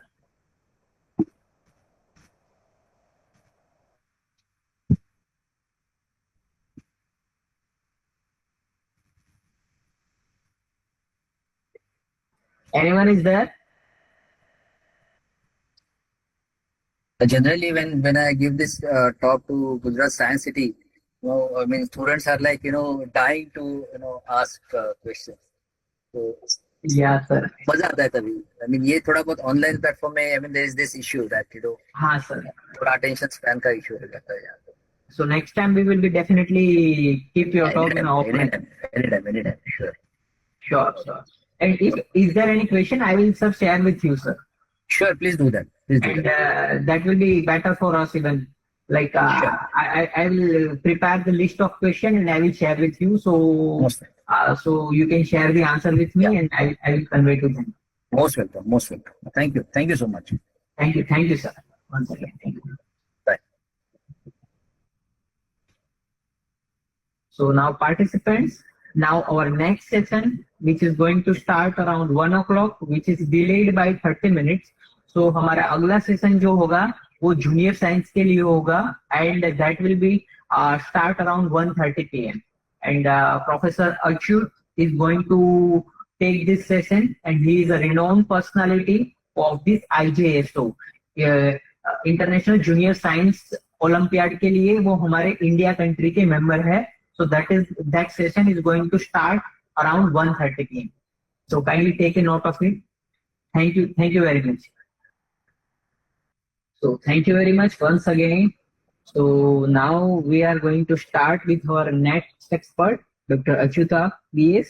So Dr. Achyuta sir is a very passionate science educator and a national coordinator of the Junior Science Olympiad in India.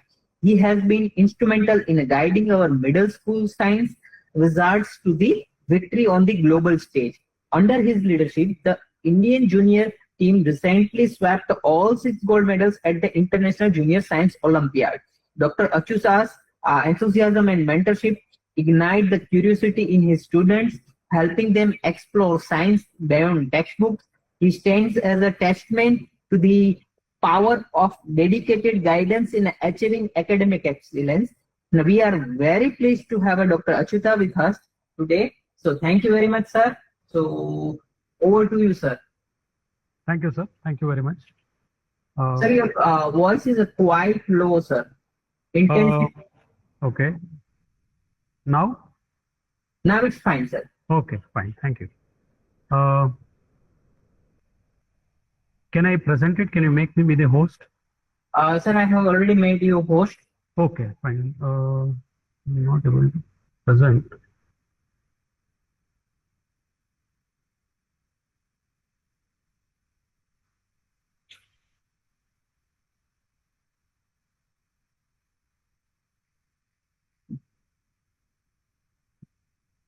Are you able to see the screen, sir?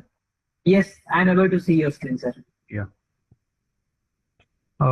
Thank you, Dr. Jatin, for this nice introduction. So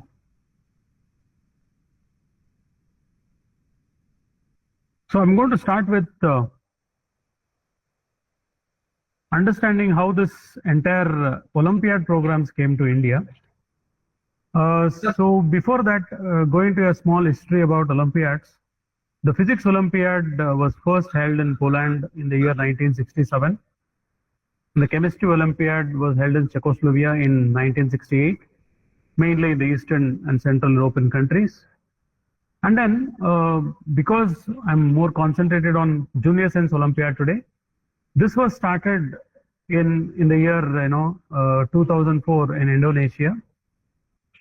And then India, started participating in different Olympiads. So Homi Bhabha Center for Science Education in Mumbai is the nodal center for all the Olympiads in India.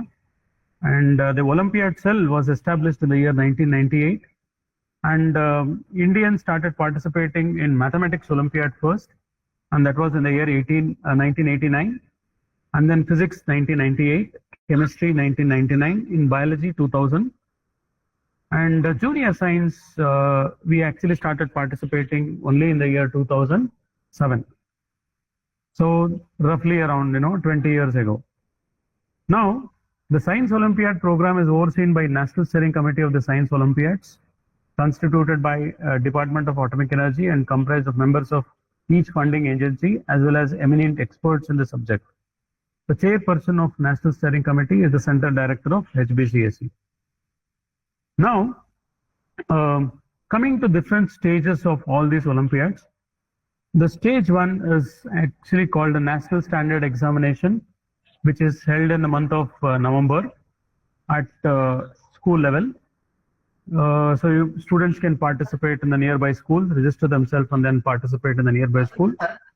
The registration for this is already open, and then students can actually register now. I have one request for you. Yes, sir. So can you please use some amount of Hindi words so बच्चे sir ज़्यादा catch कर पाए, because maximum students are from Gujarati and Hindi, sir. Okay, sir. Fine. I'll try. Thank you, sir. Okay. So something like 25,000 to 60,000 students अभी इस first stage में exam लेंगे, और stage 2 में तो it is called the Indian National Junior Science Olympiad Examination. Those students who get selected in the first stage will go to the second stage. Something like 300 to 500 students अभी इस exam में they will take up this examination. And stage 3 is the orientation cum selection camp. So those students out of the 300 to 500 students, उसमें 35 to 40 students जो है उनको orientation कम selection camp में बुलाया जाएगा, वहां पर वो पार्ट लेंगे। और जिसमें जो 6 बच्चे जो सिलेक्ट होंगे वो प्री डिपार्चर कैंप के लिए आएंगे जस्ट बिफोर इंटरनेशनल ओलंपियाड, और द फाइनल स्टेज जो है वो इंटरनेशनल ओलंपियाड है। तो अभी this is the structure, okay.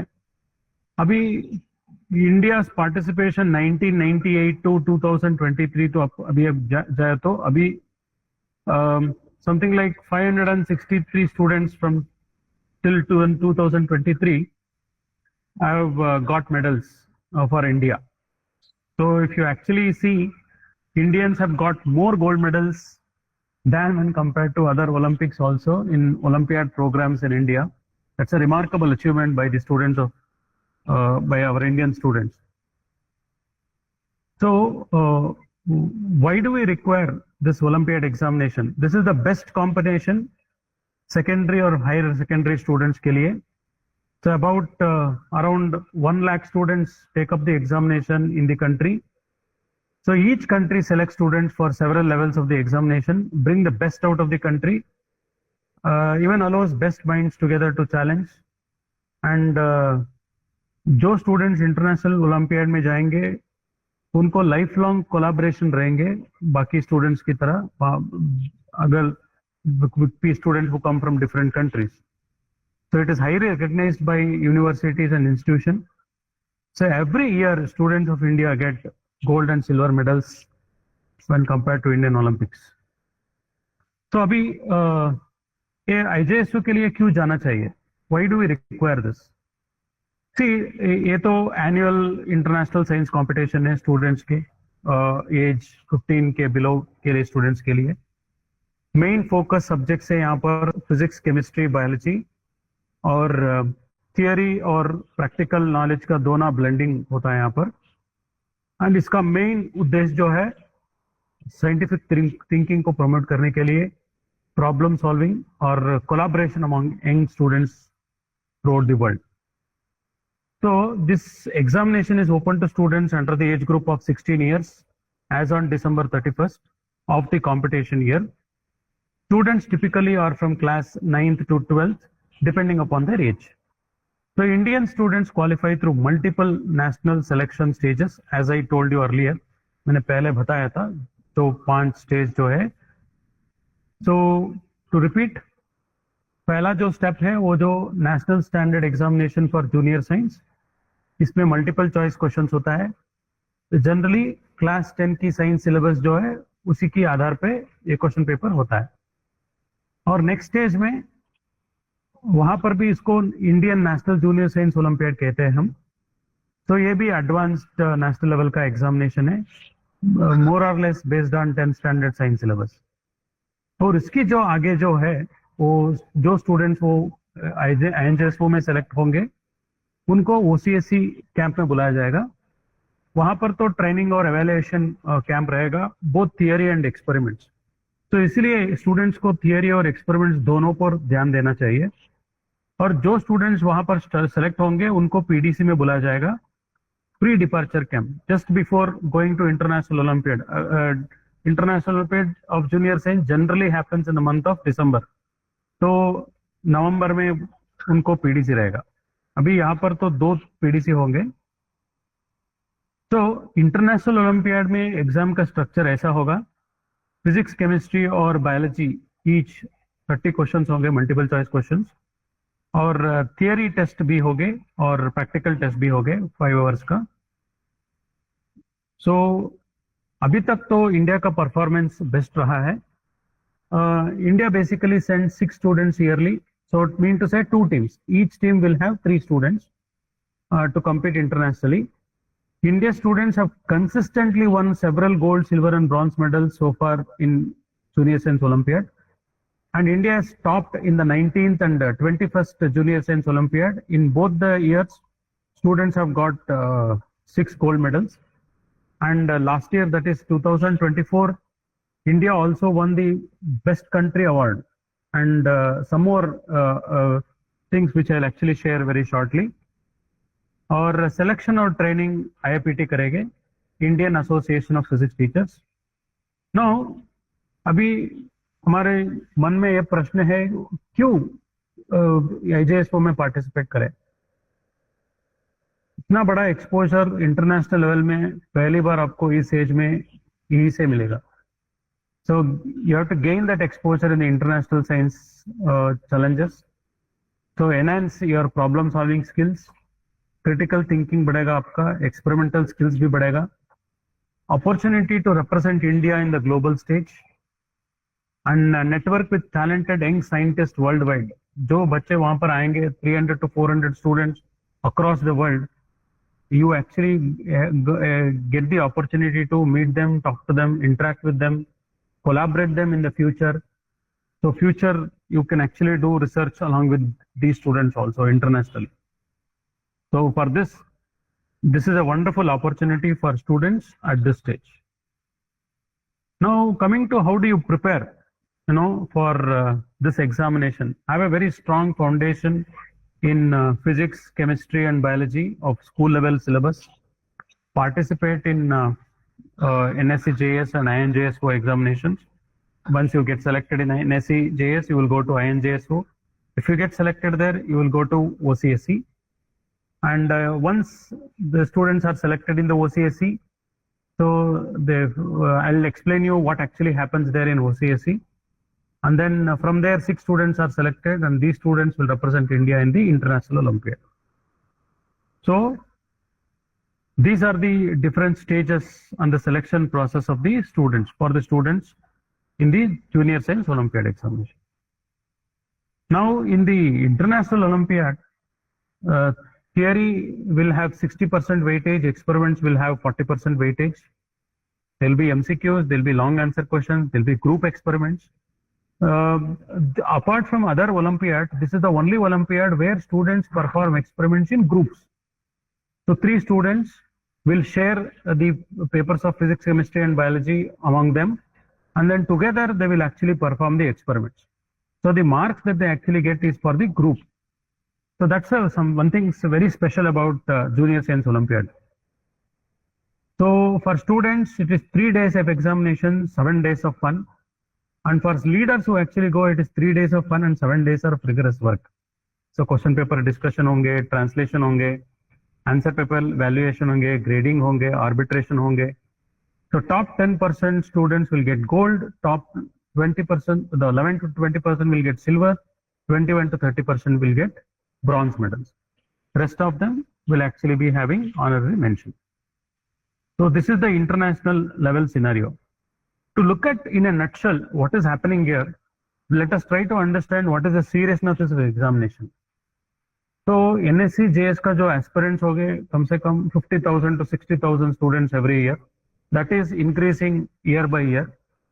And then वो INJSO का qualifiers जो होंगे from this 60,000 or 50,000 students, 500 students will be selected. That is roughly around 10%. So in that only 36 students are selected for the next level. So that is around 13% out of this. So from that only 6 students are selected, which is roughly around 16% of this 36. So you see how difficult every stage becomes. The number of students who get selected is becoming lesser and lesser, and finally only 6 students out of the 60,000 students will have an opportunity to represent India in the International Olympiad. So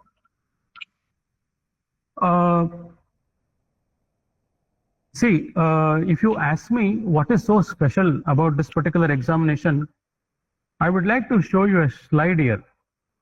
I'm sure everyone will will immediately know what this slide is basically talking about.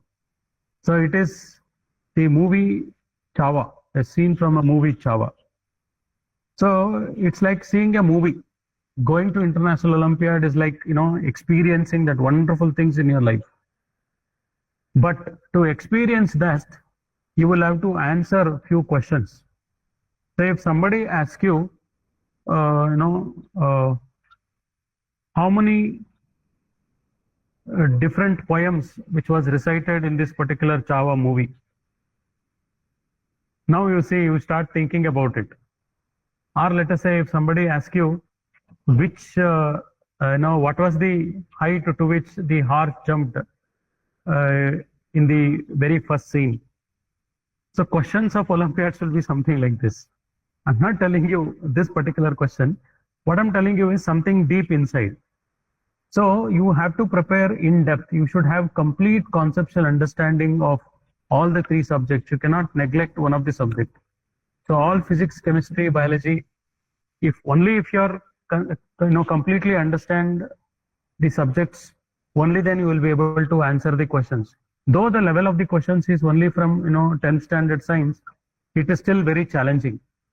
That's what I wanted to actually tell you. So now the photo that you're actually seeing is the OCSC camp, which was held in 2023 for the selection of students of 2024, that is the previous year. And then this was held in Indian Institute of Science Challakere campus, which is around 200 kilometers from Bangalore. A wonderful place, around 1,500 acres of land, completely dedicated for this program during the month of May. Otherwise, IISc has its own programs, but in the month of May, this place is actually given to us to have this particular program. So the OCSC camp will actually take place in this particular place. So coming to the different stages that I was actually talking about, see, out of these 50,000 students who take up the examination in the first level, that is NSE JS, only 500 students will be selected for the next level, that is Indian National Junior Science Olympiad examination. So there you see that how tough the examination is. When the students have prepared completely very well in the first level, only those students will be able to come to the next level. There the challenges will be much more. So in the first level there will be only MCQ questions, but in the second level there will be theory questions also. And then out of this only 36 students are selected for the OCSC camp. So now I want to take some time and explain you what actually happens in the OCSC camp. I may not be able to give you the complete details. The details of OCSC program is very confidential. So I'll just tell you in brief what exactly happens there. So when students comes to OCSC camp, they're going to stay with us for something like 12 to 15 days.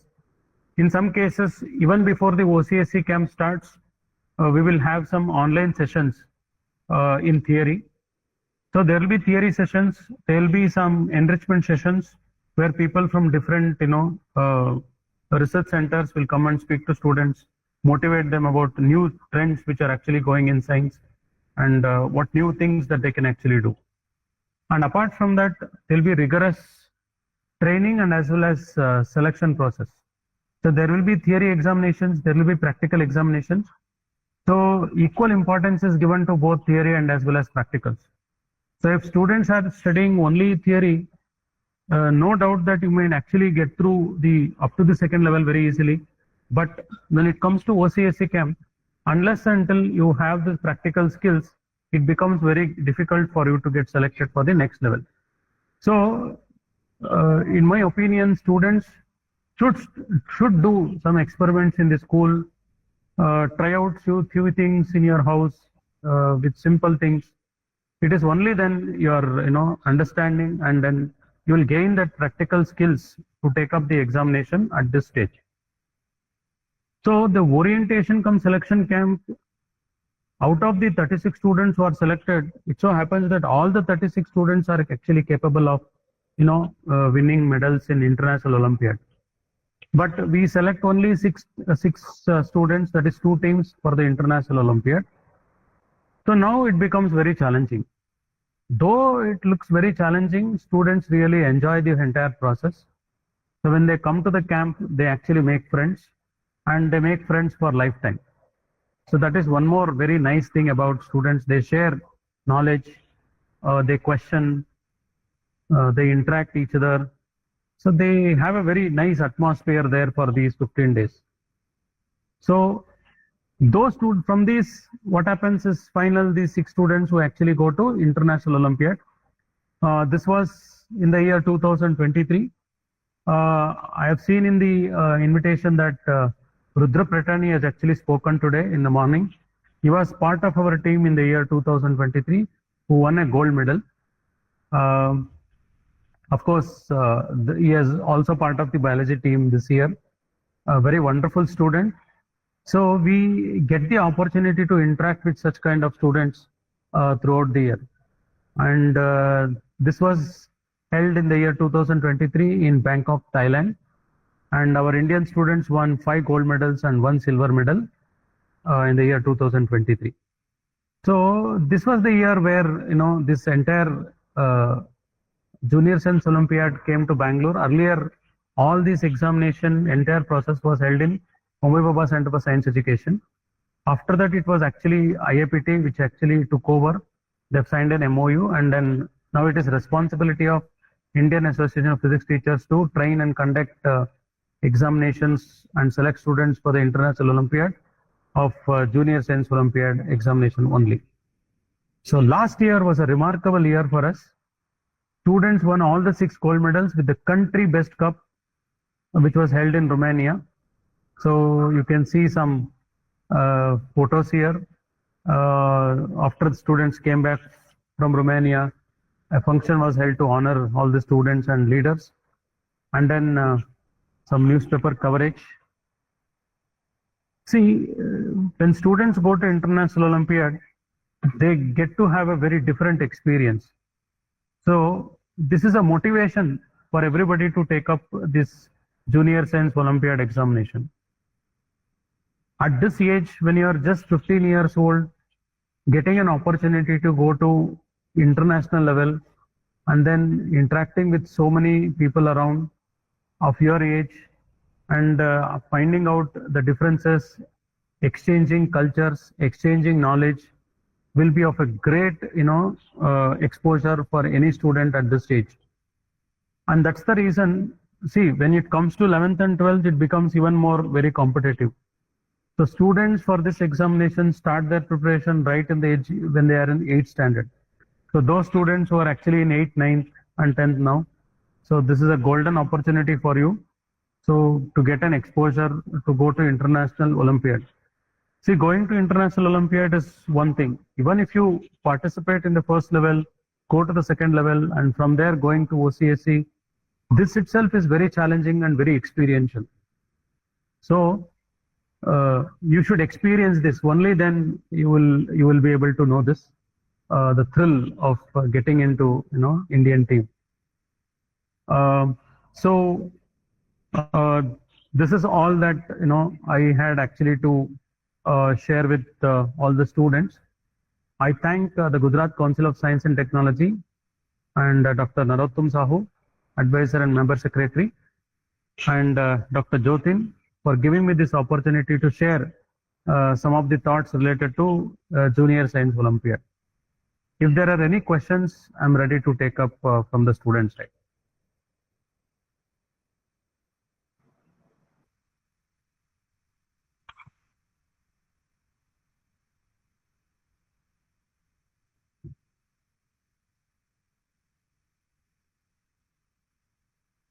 Basically, sir, I have one question. Yes, sir, please. So what is the age limit for this year, sir? 15 years. The student should have not crossed 16 years when they take up International Junior Science Olympiad examination.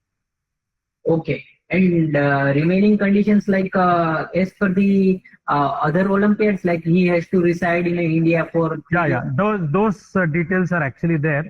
If they go to our website, if they come to Indian National Junior Science Olympiad Examination website, they will find all the details. Those details are also given in the registration process for the first level NSC examination registration, so which is happening through Indian Indian Association of Physics Teachers.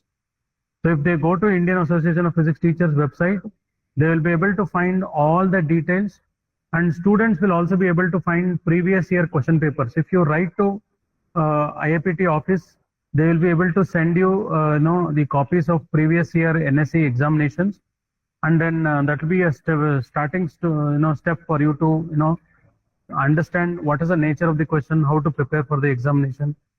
And students can also look into some international Olympiad. If you go to International Olympiad website, you will be able to find out the previous year question papers there. So you will be able to see how challenging those questions will be, and what is the nature of preparation that is actually required by the students. So yeah, the students should actually be Indian citizen, and then rest very similar to the other Olympiad programs. Sir, do you suggest any kind of books for the preliminary preparation, sir? So see, any general books related to science would be very helpful to students, and so not specifically one book or so. There are certain if previous year question papers will give you a clear idea about it. Your NCERT textbook would be sufficient to gain the knowledge required to it, but you should have actually solved a few problems from different books. That will be very helpful to you. And so the previous year question paper is a first stage. That's what I would actually say. There are many books in the market, so because you should go through things related to where calculus is not used, I would say. So in that kind of books, you will be able to find questions. So see, it's not about how much you actually know. It's about with whatever the knowledge that you actually have, how you can actually tackle the questions, how you can think, how clear understanding you have about the subject. So that is what defines your selection, rather than having many things. So NCERT textbooks would be very helpful to you. Students can go a little ahead and then take up books from +1, +2 also. Read some of the things, leave the calculus part of it, but read the other things. Try to solve problems from there. That will be very helpful to you even at this stage. So if you see the question papers, you will actually see no questions are given from the syllabus above 10th standard, that is SSLC board jo hai usme. So but it will be very challenging. The students have to think, the students have to cultivate the habit of thinking, analyzing. That is when you will be able to participate very well in this. And then have some practical knowledge, try out things in the house, plot graphs. I'm sure Shirish sir would actually spoke earlier, would have actually told you about how graphs will be very helpful to you, plotting graphs. Understanding data analysis is very important, how to analyze the data with whatever it has been given. So those things will be very helpful to you in preparation for this examination. Thank you. Any other questions from the audience?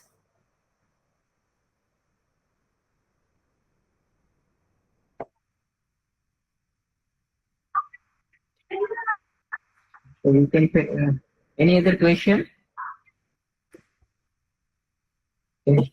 So thank you, sir. Thank you, sir, very much for sharing the history of Olympiad. So total 563 plus students have participated, all this in the Olympiad part, and thereafter you have explained the different stage like junior science, NSE-JS, thereafter Indian Olympiad for junior science, thereafter OCSC, and thereafter the pre-departure camp. These all are the various steps to pursue this International Junior Science Olympiad. Thereafter you have also mentioned which is what are the type of questions are there and what are the benefits for the students.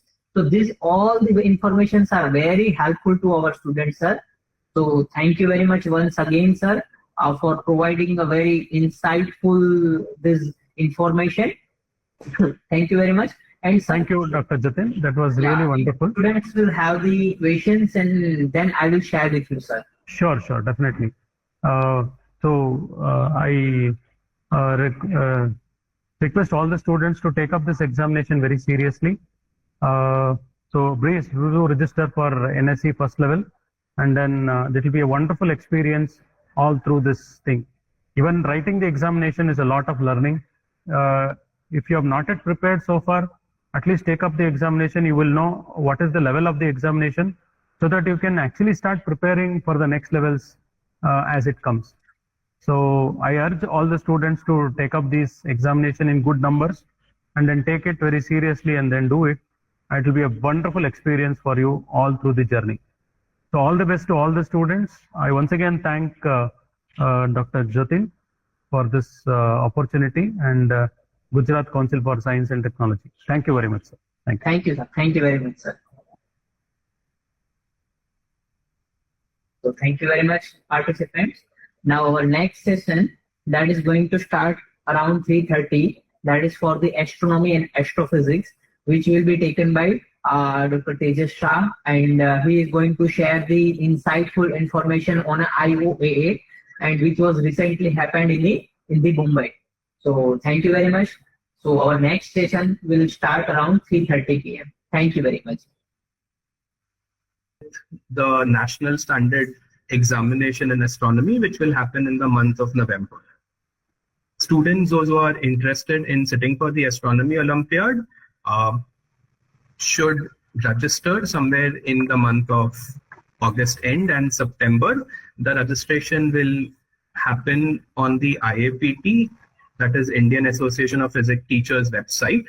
You can participate directly as an individual, or you can have the school sign up as a center, and then the school can complete the registration on your behalf.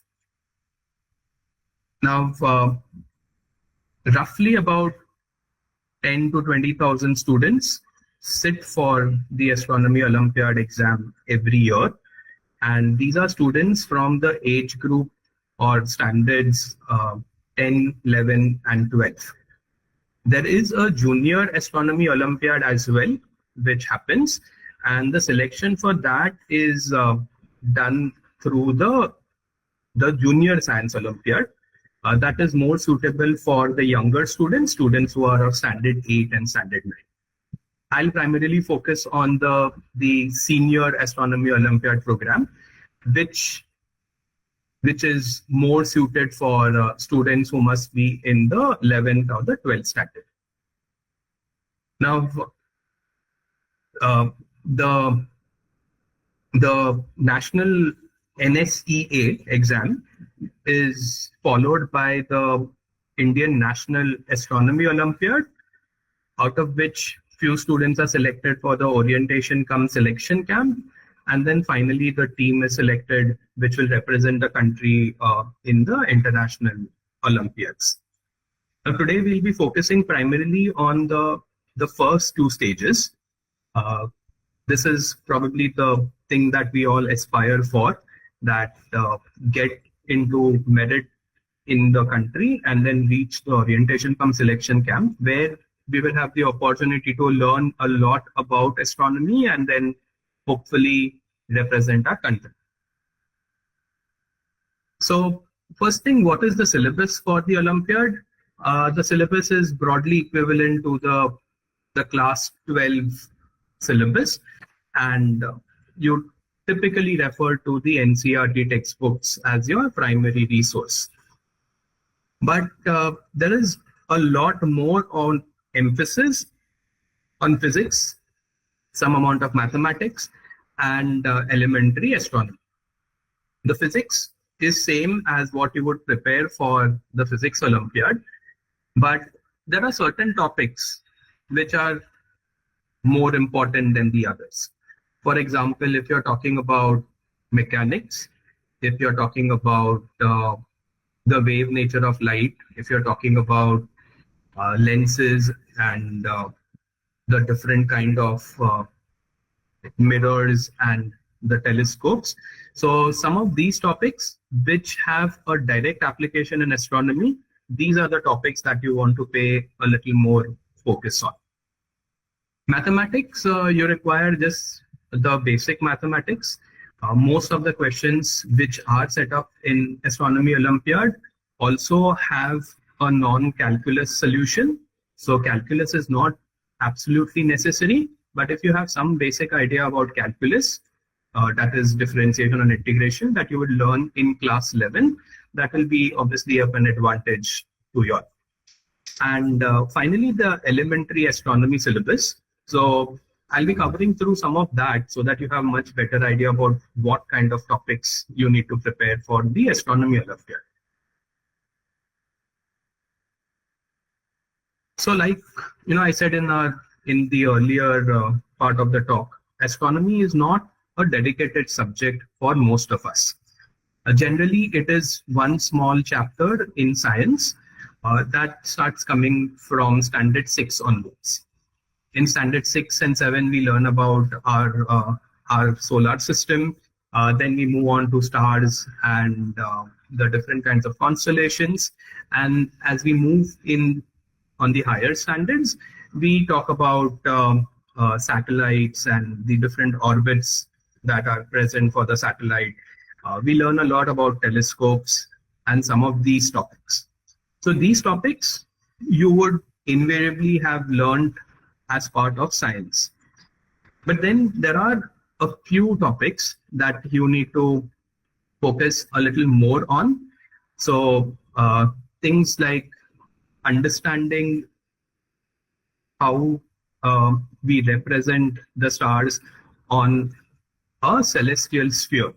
So just like we have a globe when we want to study geography and we want to find out the continents as to how they are placed on the planet, if you want to see where the stars are and how the stars, the sun, and the other objects kind of move through the sky, then celestial sphere is something that helps us to visualize and understand these movements. You need to know about most of the basic constellations which are out there. You should be able to identify these constellations by just looking up at the night sky, or you should be able to look at the sky charts and identify these constellations on the charts and on the maps. There are some advanced topics that come in which are required for the final stages of the Olympiad, which include stellar evolution. This is basically talking about what or the whole life cycle of a star, right from the creation to the end stages of the star, things around galaxies and cosmology. But these are topics which are only required towards the end, and initially when you're sitting for the NSEA or INAO, these topics can be ignored. They will be taught to you all when the students come for the OCSC. That is the orientation cum selection camp. Another thing that you need to pay a little attention on is the data analysis section. Again, this is something that is given more emphasis during the camp, but having an idea about error estimation, some basic idea about statistics, being able to plot graphs and interpret graphs, these are skills that would be required even in the basic stages. And in 11th standard, you do have topics around units and measurements, which covers kind of the basics that are required for data analysis.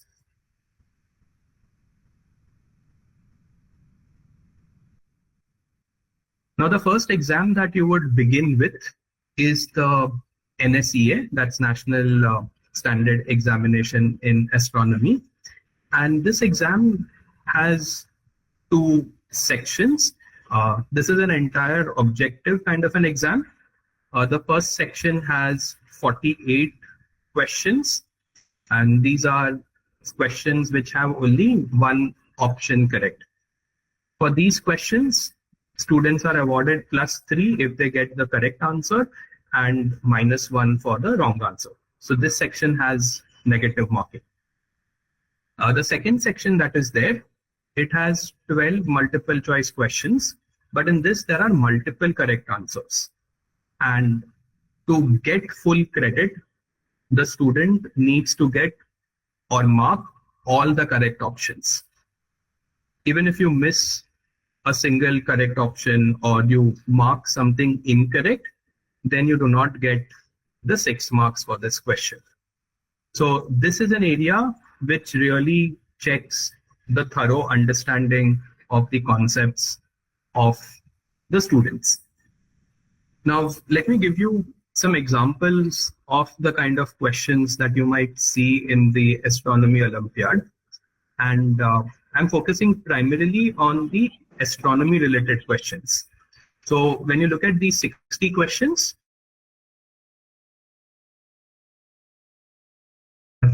and the rest of the questions are typically based on physics. So if you're preparing for Physics Olympiad, you are invariably preparing for the Astronomy Olympiad as well. But to excel in the Astronomy Olympiad, you need to know certain basic concepts in astronomy. Now, some of the questions are very simple. They are basically something that you would learn as part of general knowledge. So for example, if you look at the first question over here, this talks about something called as sunspots. The picture on the side also shows you these the sunspots. And the question is asking students to identify what the sunspots are. So when you, the correct answer over here is that sunspots are basically relatively cool areas that are there on the surface of the sun. And because they are slightly cooler as compared to the rest of the surface, they appear darker in color, and therefore they appear black or like the dark spots. The next question over here on the same slide is, when does a planet move fastest in its orbit? Now, if there are students over here who've studied Kepler's laws, which is generally taught to you all in standard 10, then you'll remember that the orbit of a planet is not necessarily perfectly circular. Most of the planets have a slightly elliptical orbit. And what is unique about this orbit is that the area that is covered by the planet, the area that is swept out, this is the area that is marked from the sun as the vertex, and you take out the path that the planet is sweeping out, then that area always remains constant per unit time. So we say that planets sweep out equal areas in equal intervals of time. And now if you look at the two areas that are highlighted over here, you will see that when the planet is very far away from the sun, then the distance that it moves is smaller, but the area covered is equal to the area that it would cover when it is closer to the sun. So when the planet is closer to the sun, at that time it needs to move faster so that it can cover a greater distance along the elliptical path. So in this particular case, the answer is that the planet will move fastest when it is closest to the sun.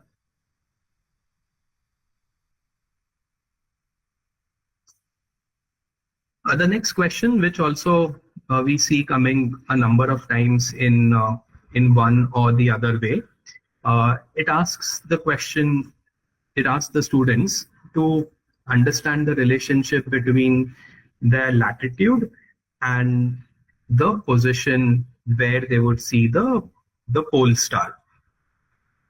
Now, if a person is at a latitude of 28 degrees north, then it so happens that the person will also be able to see the pole star at 28 degrees. The explanation for that is in the images shown here. This shows two different observers at two different latitudes, and the pole star would be somewhere right above the north pole of our planet. So somewhere far, far away, you will have the pole star. Now, since the pole star is very far away, for every one of us, it will be as if we are all looking up in the northern direction to see the pole star.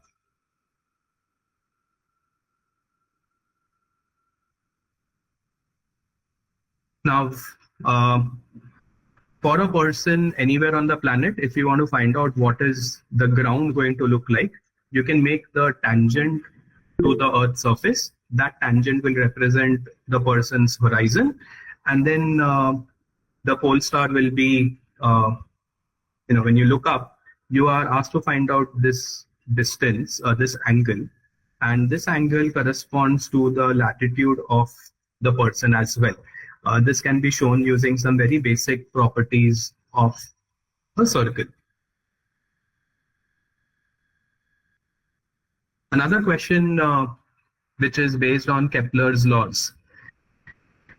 So probably students are aware of the third law from Kepler, which talks about the relationship between the time period of a particular planet, that is the time that it takes to move around its star, and the radius of the orbit. So it's generally written in this fashion that t square is proportional to r cube. And if you were to plot the square of the period, if you were to plot the cube of the radius of the planet's orbit versus the square of the orbital period, then we find that for all the planets that are there in our solar system, they would all lie on a straight line. So over here, they are talking about a new planet that is discovered orbiting a star which has the same mass as our sun. So basically, you're talking about a sun-like star. And for any sun-like star, the proportionality constant, if I had to convert this equation into the proportional into an equation, then the proportionality constant k that you get will be similar for every sun-like star. So once we recognize this fact, we can use t square equal to r cube in relation to our sun, and then find out how much time will it take for a planet, or what should be the distance where the planet should be so that it completes an orbit in 3 months. Now, these questions that I've covered, these are based on some very basic concepts which generally most students would have learned in their standard 10. Now I'm moving on to certain questions which are little more difficult. These are not directly taught as concepts in your studies. So unless you have some idea about astronomy, you're going to find these questions little challenging.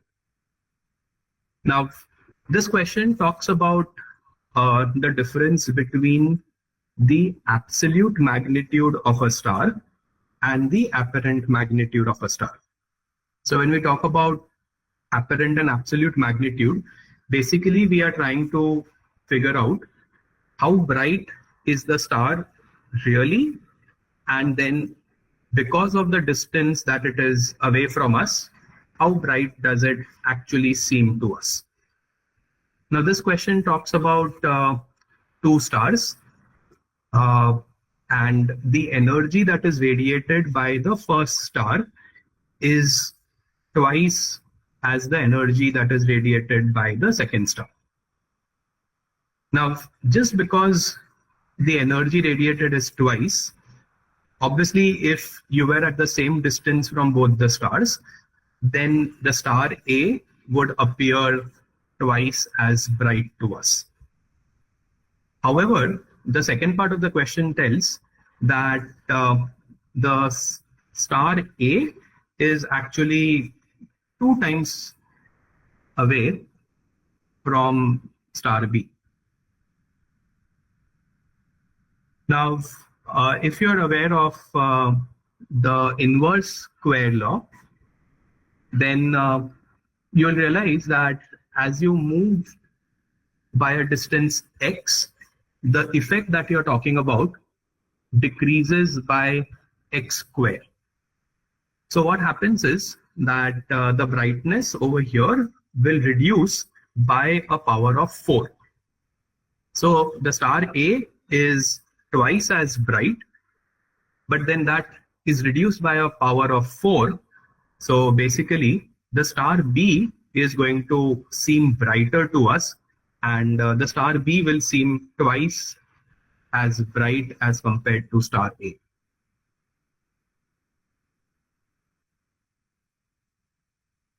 Then moving on to some other areas, this talks about spectral lines, and the concept that is included over here is of Doppler effect.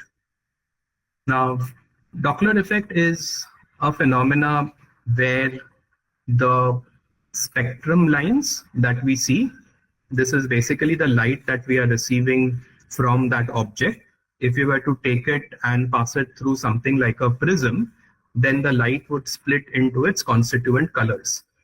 Now, this light has certain frequency, and if this light is coming from an object that is also in motion, then the frequency of the light that we see will change. Now, this change can be detected, and we can then figure out what is the speed at which the object that emitted the light is actually moving. So in this question, we are seeing spectral lines from two stars which are forming an eclipsing binary system. The example of an eclipsing binary system is kind of a photo that is shown on the side, and it basically consists of two stars which are orbiting each other around their common center of mass. And these two will go around in circular orbits, and they have a period of 2 years. Now, basically, the two stars which are there, from the question you'll realize that we have been asked to see or compare the mass of these two stars, and the mass of these two stars is not the same. So if you look at the system, you could draw the system in something like this. There is a bigger star, a more massive star. Let its mass be capital M, and a smaller star whose mass is small m. Now, if you were to draw the line joining these two stars and find the position of the center of mass, then the center of mass will actually be closer to the more massive star.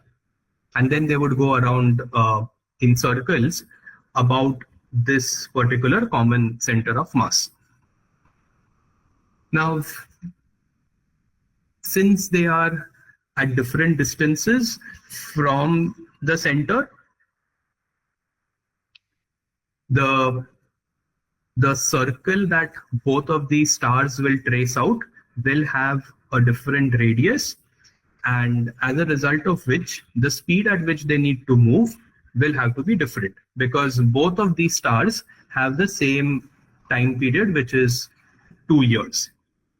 So obviously the star that is smaller, that star is going to have to move with a greater speed so that it can cover a bigger circle as compared to the more massive star, which needs to trace out a smaller circle.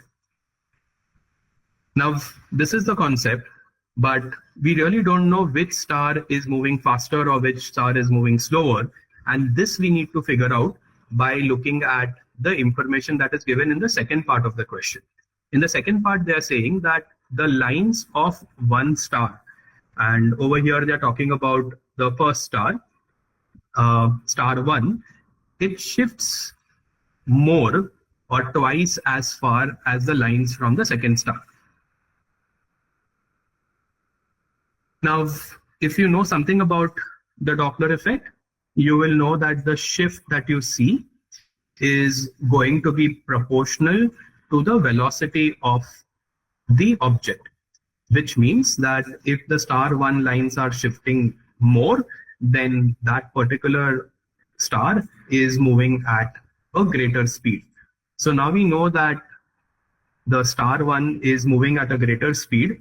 If it is moving at a greater speed, then it has to be the smaller of the two stars, and therefore its mass is going to be smaller, and the mass of star 2 is basically 2 times greater than that of mass 1.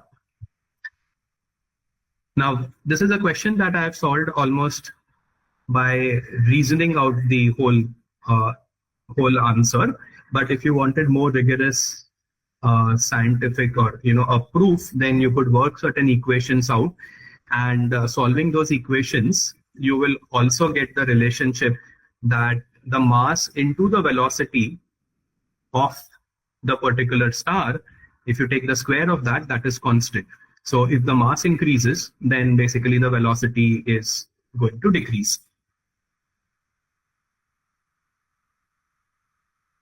Now we are moving on to some more difficult questions, which are generally part of the initial objective exam. Now these questions sometimes seem very intimidating, because if you look at a question which is so big, you generally feel that there is a lot to read, and you probably are not even going to give enough time to read the question.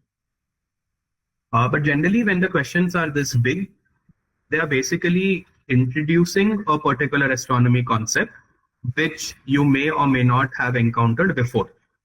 So the whole initial part of this question talks about the Doppler shift, and it talks about how the Doppler effect can be used to find out the velocity at which the different galaxies are moving away from our galaxy.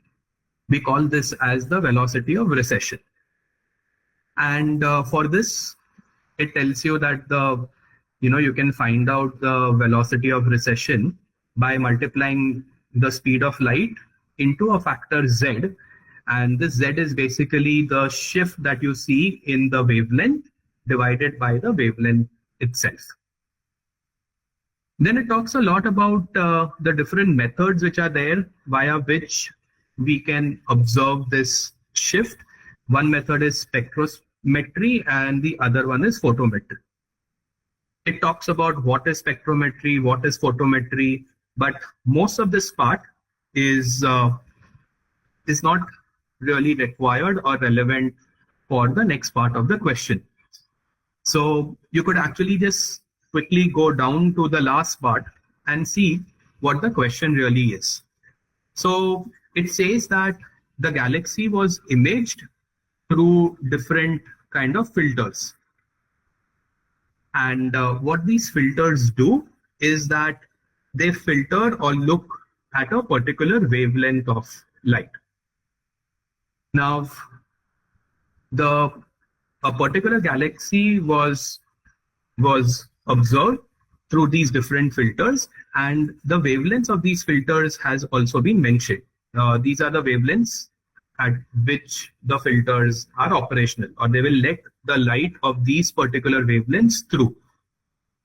And the galaxy is only visible when it is viewed through the last 3 filters.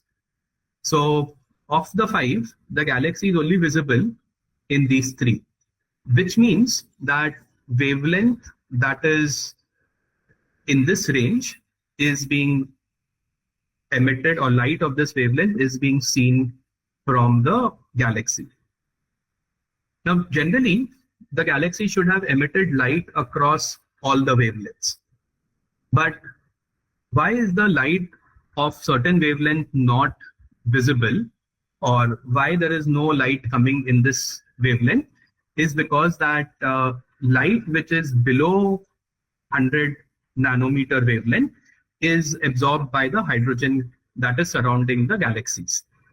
So some amount of light is absorbed, and then above that, we will expect that all the light should make it. So if there is light of 100 nanometers, 150 nanometers, and all the way up to 300 or 400 nanometers, then the galaxy should have been visible within all the 5 filters. But the galaxy is not visible in the lower 2 filters, which indicates that the light coming from the galaxy has been shifted because of the Doppler effect and has now moved in a range where it is only picked up by the 623, 763 and 913 filters. Now, if you try and apply, go back in reverse and say that what should be the minimum value of the light. So you have 100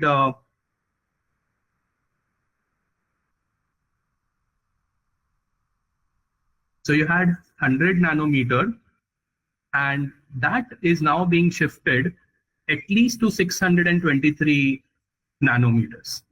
So there is a shift that is happening, and if you look at the redshift, if you try to find out what is the value of Z, you will use the formula that 623 minus 100 divided by 100, which will give you 5.23.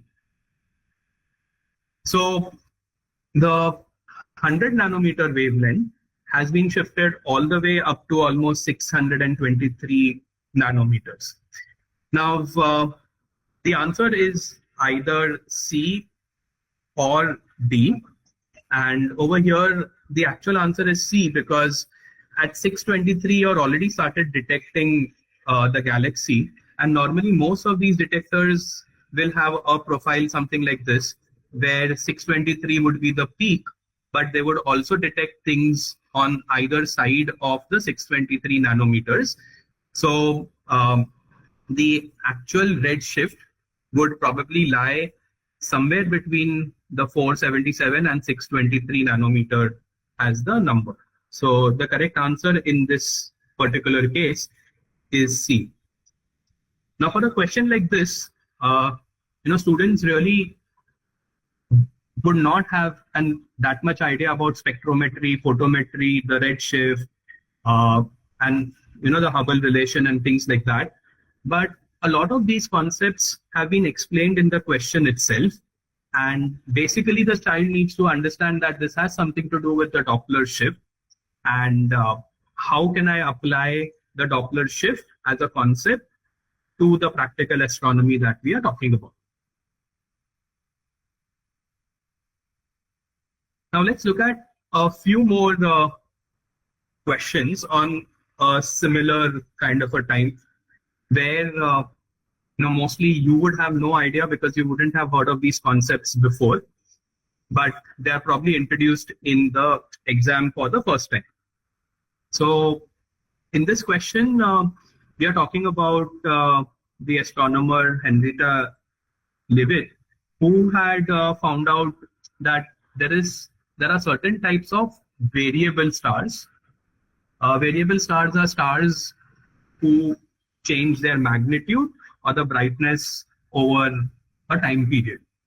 And there is a relationship that exists between the luminosity, that is the brightness of the star, and the time period over which they will exhibit this change in the brightness. This is basically called as the period luminosity relationship. Now,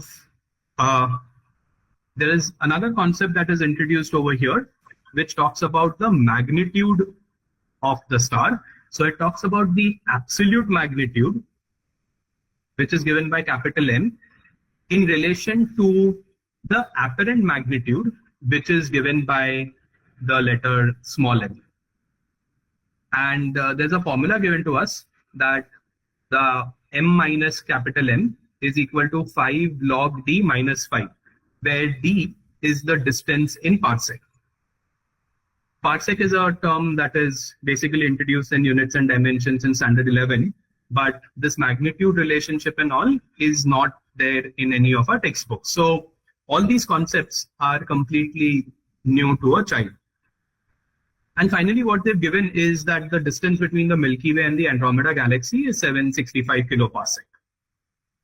They're asking us that, or they're telling us that in the Andromeda galaxy, there was a particular period relationship that was seen. So the relationship that was seen was is given here. If we use another color.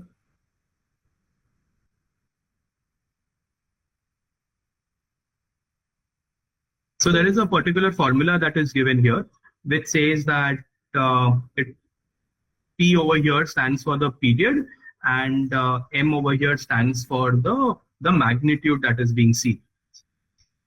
And they're asking us that for a similar kind of star in our Milky Way, what would be the formula looking like? And we have to find out what is the value of C over here. Now, probably this is a question where we have absolutely no idea as to what needs to be done, because these are all concepts which are quite new to us. But if you look at the data that is given, you'll realize that the M's which are there in the formula also happen to be present in this particular relationship. And all that is required to be done is to take the two formulas and to subtract them. So when you subtract them, you will have the Milky Way magnitude minus the magnitude that you would see in Andromeda galaxy will be equal to C minus 18.73, and that will be equal to 5 times log D minus 5. Now D over here is the distance, and they've given us that the distance to the Andromeda galaxy is 765 kiloparsec.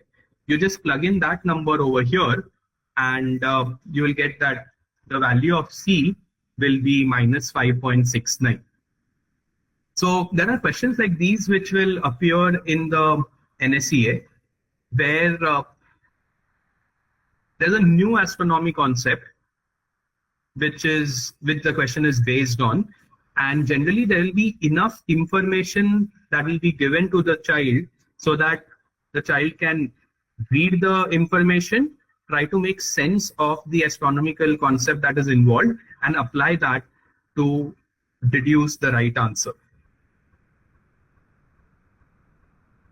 Now, moving ahead, once you clear the first round, roughly about 250 students are selected both from standard 11 and standard 12 for the second round, which is called as the INAO.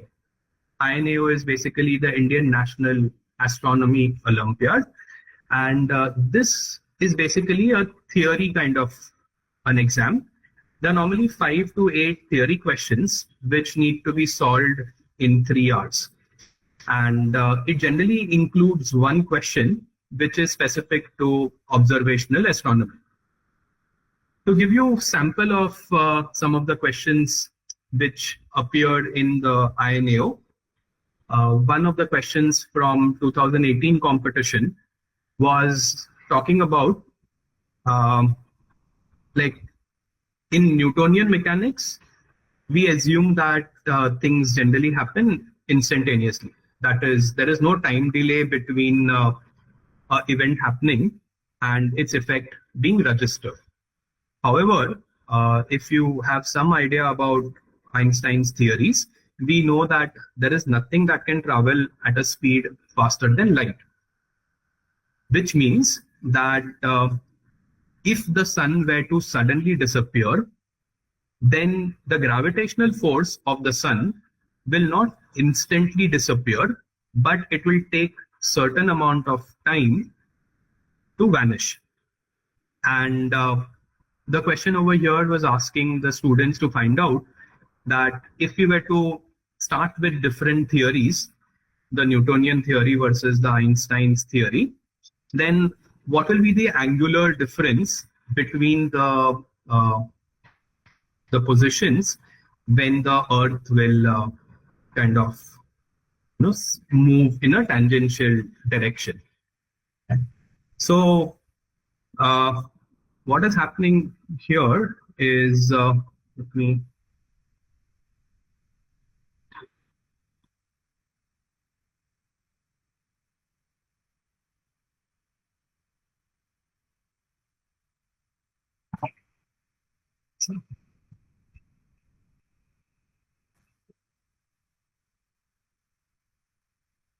so assume that this is the orbit and the Earth was somewhere here, and this is the Sun. Now, if the Sun suddenly disappears, then the Earth has some kind of a velocity in the orbit, which can be represented in the tangential component. And if the Sun disappears, then the gravitational force pulling it towards the Sun, that force will also disappear, and the Earth would move on a tangential path. Now, in one condition, this happens instantaneously, and in the other condition, it is going to take certain amount of time.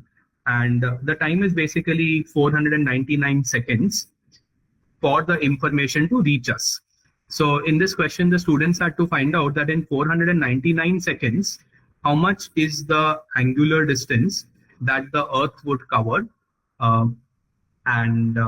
It comes out to be a very small number, 0.0056 degrees. So over here, the only information of physics that people require is to understand what would happen if you suddenly were to remove the centripetal force. When you remove that, things would go around in a tangential path, and realizing how far the Sun and how far the Earth is from the Sun, if you divide it by the speed of light, we realize that it takes 499 or roughly about 8 minutes for the information from the Sun to reach the Earth. Another very simple question, again based on mechanics, is that on a particular evening of an autumnal equinox. So again, there's a new term here, autumnal equinox. Equinox are basically days which have equal duration of the day and the night. So both are exactly 12 hours. Siddhant noticed that Mars was exactly along the north-south meridian in the sky. Another new term, north-south meridian. This is basically the line joining the north to the south, if you were to stretch it across and passing through the zenith.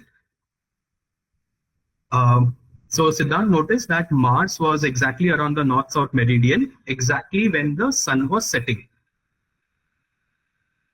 So the situation can be represented something like this. You have the Sun and the Earth, and the orbit of the Earth is shown here. And the observer would be somewhere on the left-hand side.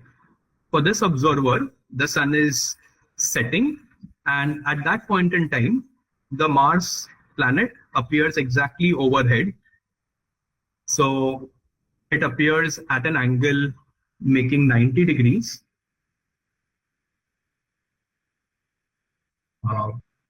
Away from the Sun. And the orbit of Mars is given over here. The question is asking what will be the approximate rise time of Mars exactly 1 year from this particular day. So in this particular configuration, we can find out the angles that are over here and over here.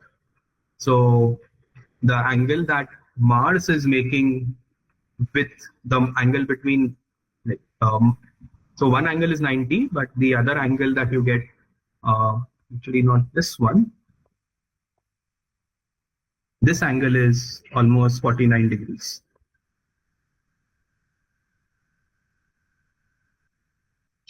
Now what happens is, in 1 year, the Earth would come back exactly to the same spot, but Mars would have moved further in its orbit, and we can calculate how far Mars would move using the orbital radius of Mars. It turns out that Mars would have moved 192 degrees in its orbit. And what we are now interested in finding is basically this small angle over here, the angle that would be made between the Sun and the Mars on that particular day. So to calculate this angle, what is required is some basic amount of trigonometry. You require the cosine and the sine rules. You know two sides of the triangle, which are the orbital radii, and you can calculate this small angle over here, which is 192 minus 49. So we basically know two sides and one angle. Using that, we can calculate the unknown side x, and then applying the sine rule, we will be able to calculate this particular angle, which comes out to be 22.3 degrees.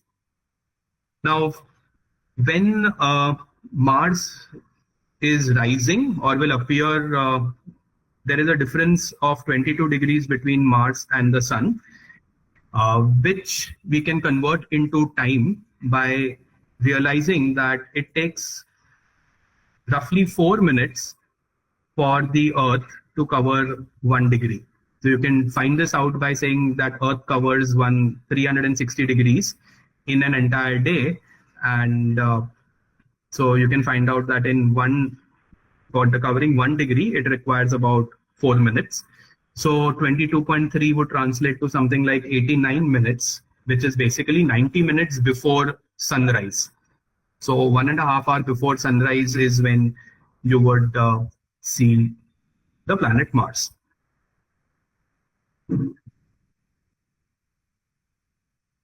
Now, the level of difficulty of the questions that I have picked up are some of the more easier ones. But just like what you have in Physics Olympiad, the questions also tend to become more difficult, but they have parts which are generally slightly easier to begin with, and then towards the end, the difficulty level increases. So for most of the students, when you attempt some of these questions, you will find that the part A, part B are questions that you can definitely solve. And as you move forward, the information that you get in part A or B can then be used to solve the remaining part of the question. But the questions will be quite long, and since there are only 5 or 6 questions in the entire paper, each of this question typically will end up taking about half an hour of your time to solve. Now, the observation kind of questions which are there are roughly going to have about 20-25% weightage. And if you want to have an edge over the other students, then it's better that you prepare for the observation section separately. Some of the questions are quite simple. For example, one of the questions in the 2016 paper was to identify these different constellations that you see on the screen. Now, starting from the question, let's start over here. On the top right is Gemini. You also call it as the Mithun Rashi. And below over here is the constellation of Orion, the Hunter. On the left-hand side is the constellation of Leo, or the Sinha Rashi. Then at the top is a constellation called as Draco. And finally, in the center of the screen, we have the constellation of Scorpio. And we had a small joke at that time that when we set this paper, if you combine these words, you basically get gold. And we were actually expecting that the team that year wins multiple gold medals, and there were 5 constellations. So we were hoping that all the 5 students who go to the Olympiad get us 5 gold medals. So a lot of these questions have some kind of these funny, stories in the background, which make these questions interesting as well. Another simple observation question. This one is from the 2018 question paper. we'll look at the first one, which says that you're observing from a dark location and all the planets are visible in the sky. Arrange the planets of our solar system in the descending order of their apparent brightness as observed from the Earth. So anyone who is little familiar will realize that Venus happens to be the brightest of all the planets, followed by Jupiter, which is then followed by Saturn, then Mars, and finally Mercury. These are the ones which are very easily visible without the help of a telescope. And finally, you have the other planets, which is Neptune and Uranus, and obviously they go in the Uranus first, which is slightly closer to us, and then finally Neptune, which is the furthest of all the planets. So this is some very simple information that if you are reading about astronomy or curious about astronomy, then this kind of factual information will be readily available to you. The second part of the same question, which is actually for 14 marks, talks about Sinjini, who was one of our Olympiad participants, who was observing the sky from a location on the equator on 20th and 21st of March. Again, if you look at this 21st, 20th of March, then basically it's the time of the equinox. So most of the times, to keep things simple, we end up selecting the equinox as the times of the observation. So she made certain observations, and based on the data that is given about her observation, we need to identify or find where all these different objects are in the night sky. The answer sheet had a circle which is similar to the one on the right hand side, with east and west mentioned, and zenith, which is the point above your head, and nadir, which is the point exactly below where you're standing. Now let's try to solve this question. It says that today is 11 days prior to the full moon, and we are also making this observation on an equinox day. And the time at which the observation was done was 11 a.m. So on equinox day, there is equal day and equal night. The sun rises exactly at 6 o'clock in the morning, and at 11 o'clock, you would expect the sun to be at 11 o'clock position in the night sky or in your sky. So we can identify the position of the sun. Now it's 11 days prior to full moon, which means that 4 days have passed since the new moon, and the moon will be following the sun. Now every night the moon moves by about 13 degrees. Since it is 4 days, the moon will be 4 into 13, which is 52 degrees behind the sun. So on the circle, we can now go ahead and plot the position of the moon. We know that this is 52 degrees behind the sun.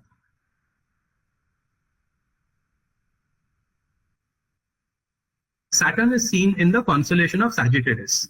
So this question or this part is difficult.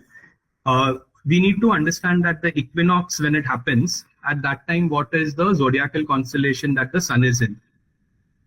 So if we overlay the zodiacal constellation, then we know the sequence of the zodiacal constellations. Then the sun happens to be dedicated for observation when you come for the OCSC. So what exactly is OCSC? About 30 students are selected from the INAO for orientation cum selection camp. This is typically a 2.5 week intense training where a lot of concepts on astronomy are taught, and there are multiple exams, theory exams, practical exams, telescope handling exams that happen. and finally you select the 5 students which will represent the Indian team that year. Now, besides a great experience in learning, it's an opportunity to network with a lot of students similar to yours, a lot of seniors who come to help us organize the OCSC, and meet some of the senior faculty members around the country who are doing pioneering work in the field of astronomy. So the networking opportunity is really a big component of OCSC, and that's something that really would be a life-changing event for anyone who participates in the competition. Now, coming to the last part, how do you actually get started? What do you need to know to appear for the Olympiads? So, as I said earlier, the syllabus is broadly based on the NCERT, and you should definitely be thorough with the physics of the NCERT. In physics, try to finish the 11th standard textbook, because that is where you have most of the mechanics related topics, and you can look at certain select topics which have to do with Doppler effects, which have to do with optics. You can finish these from the higher grades, but focus really on some of these topics which are relevant to astronomy.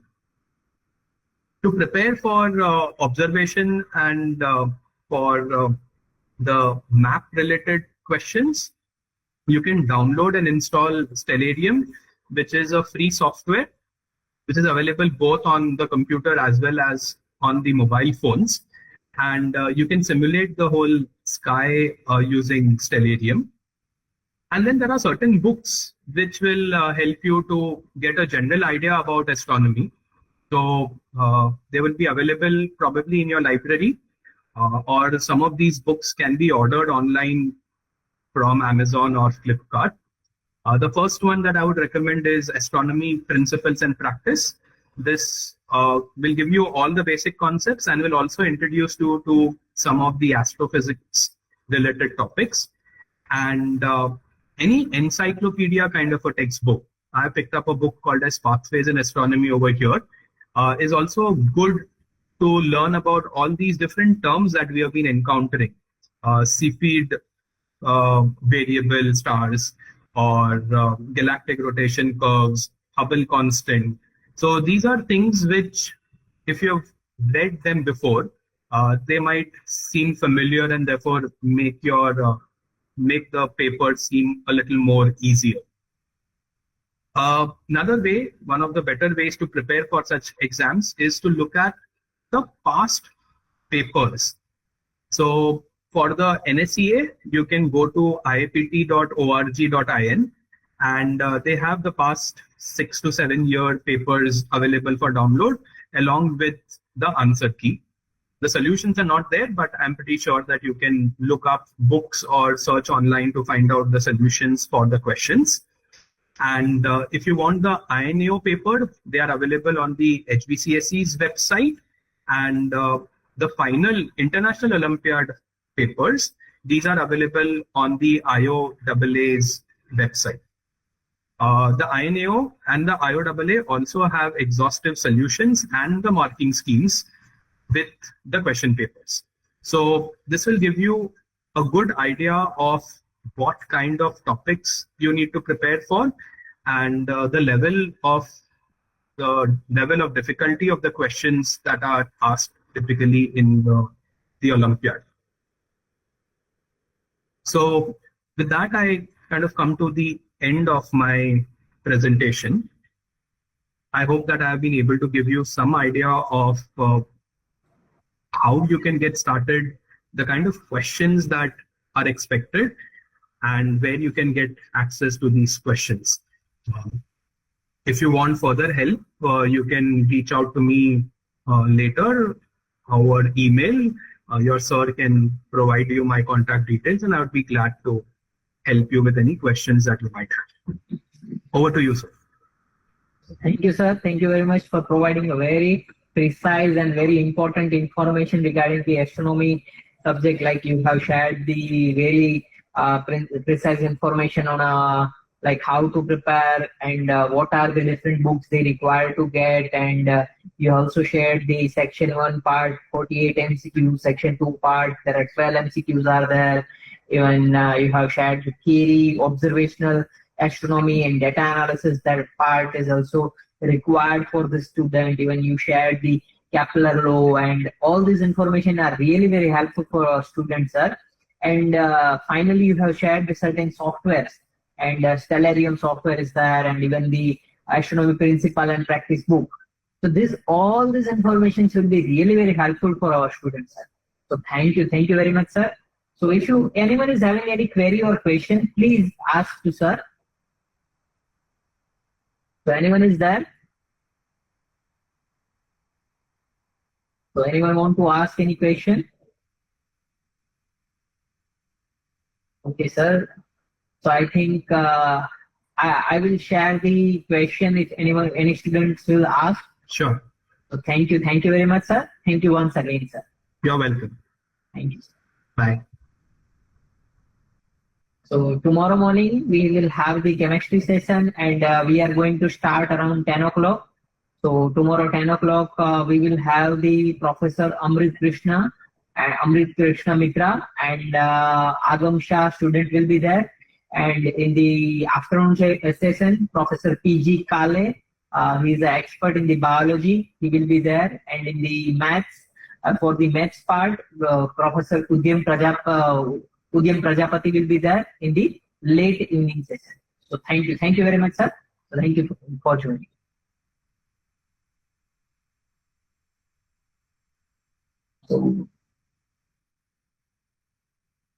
So today I am going to declare the day end at this moment, and from tomorrow morning we can meet with a new Google Meet link around 10 o'clock. So thank you very much, everyone.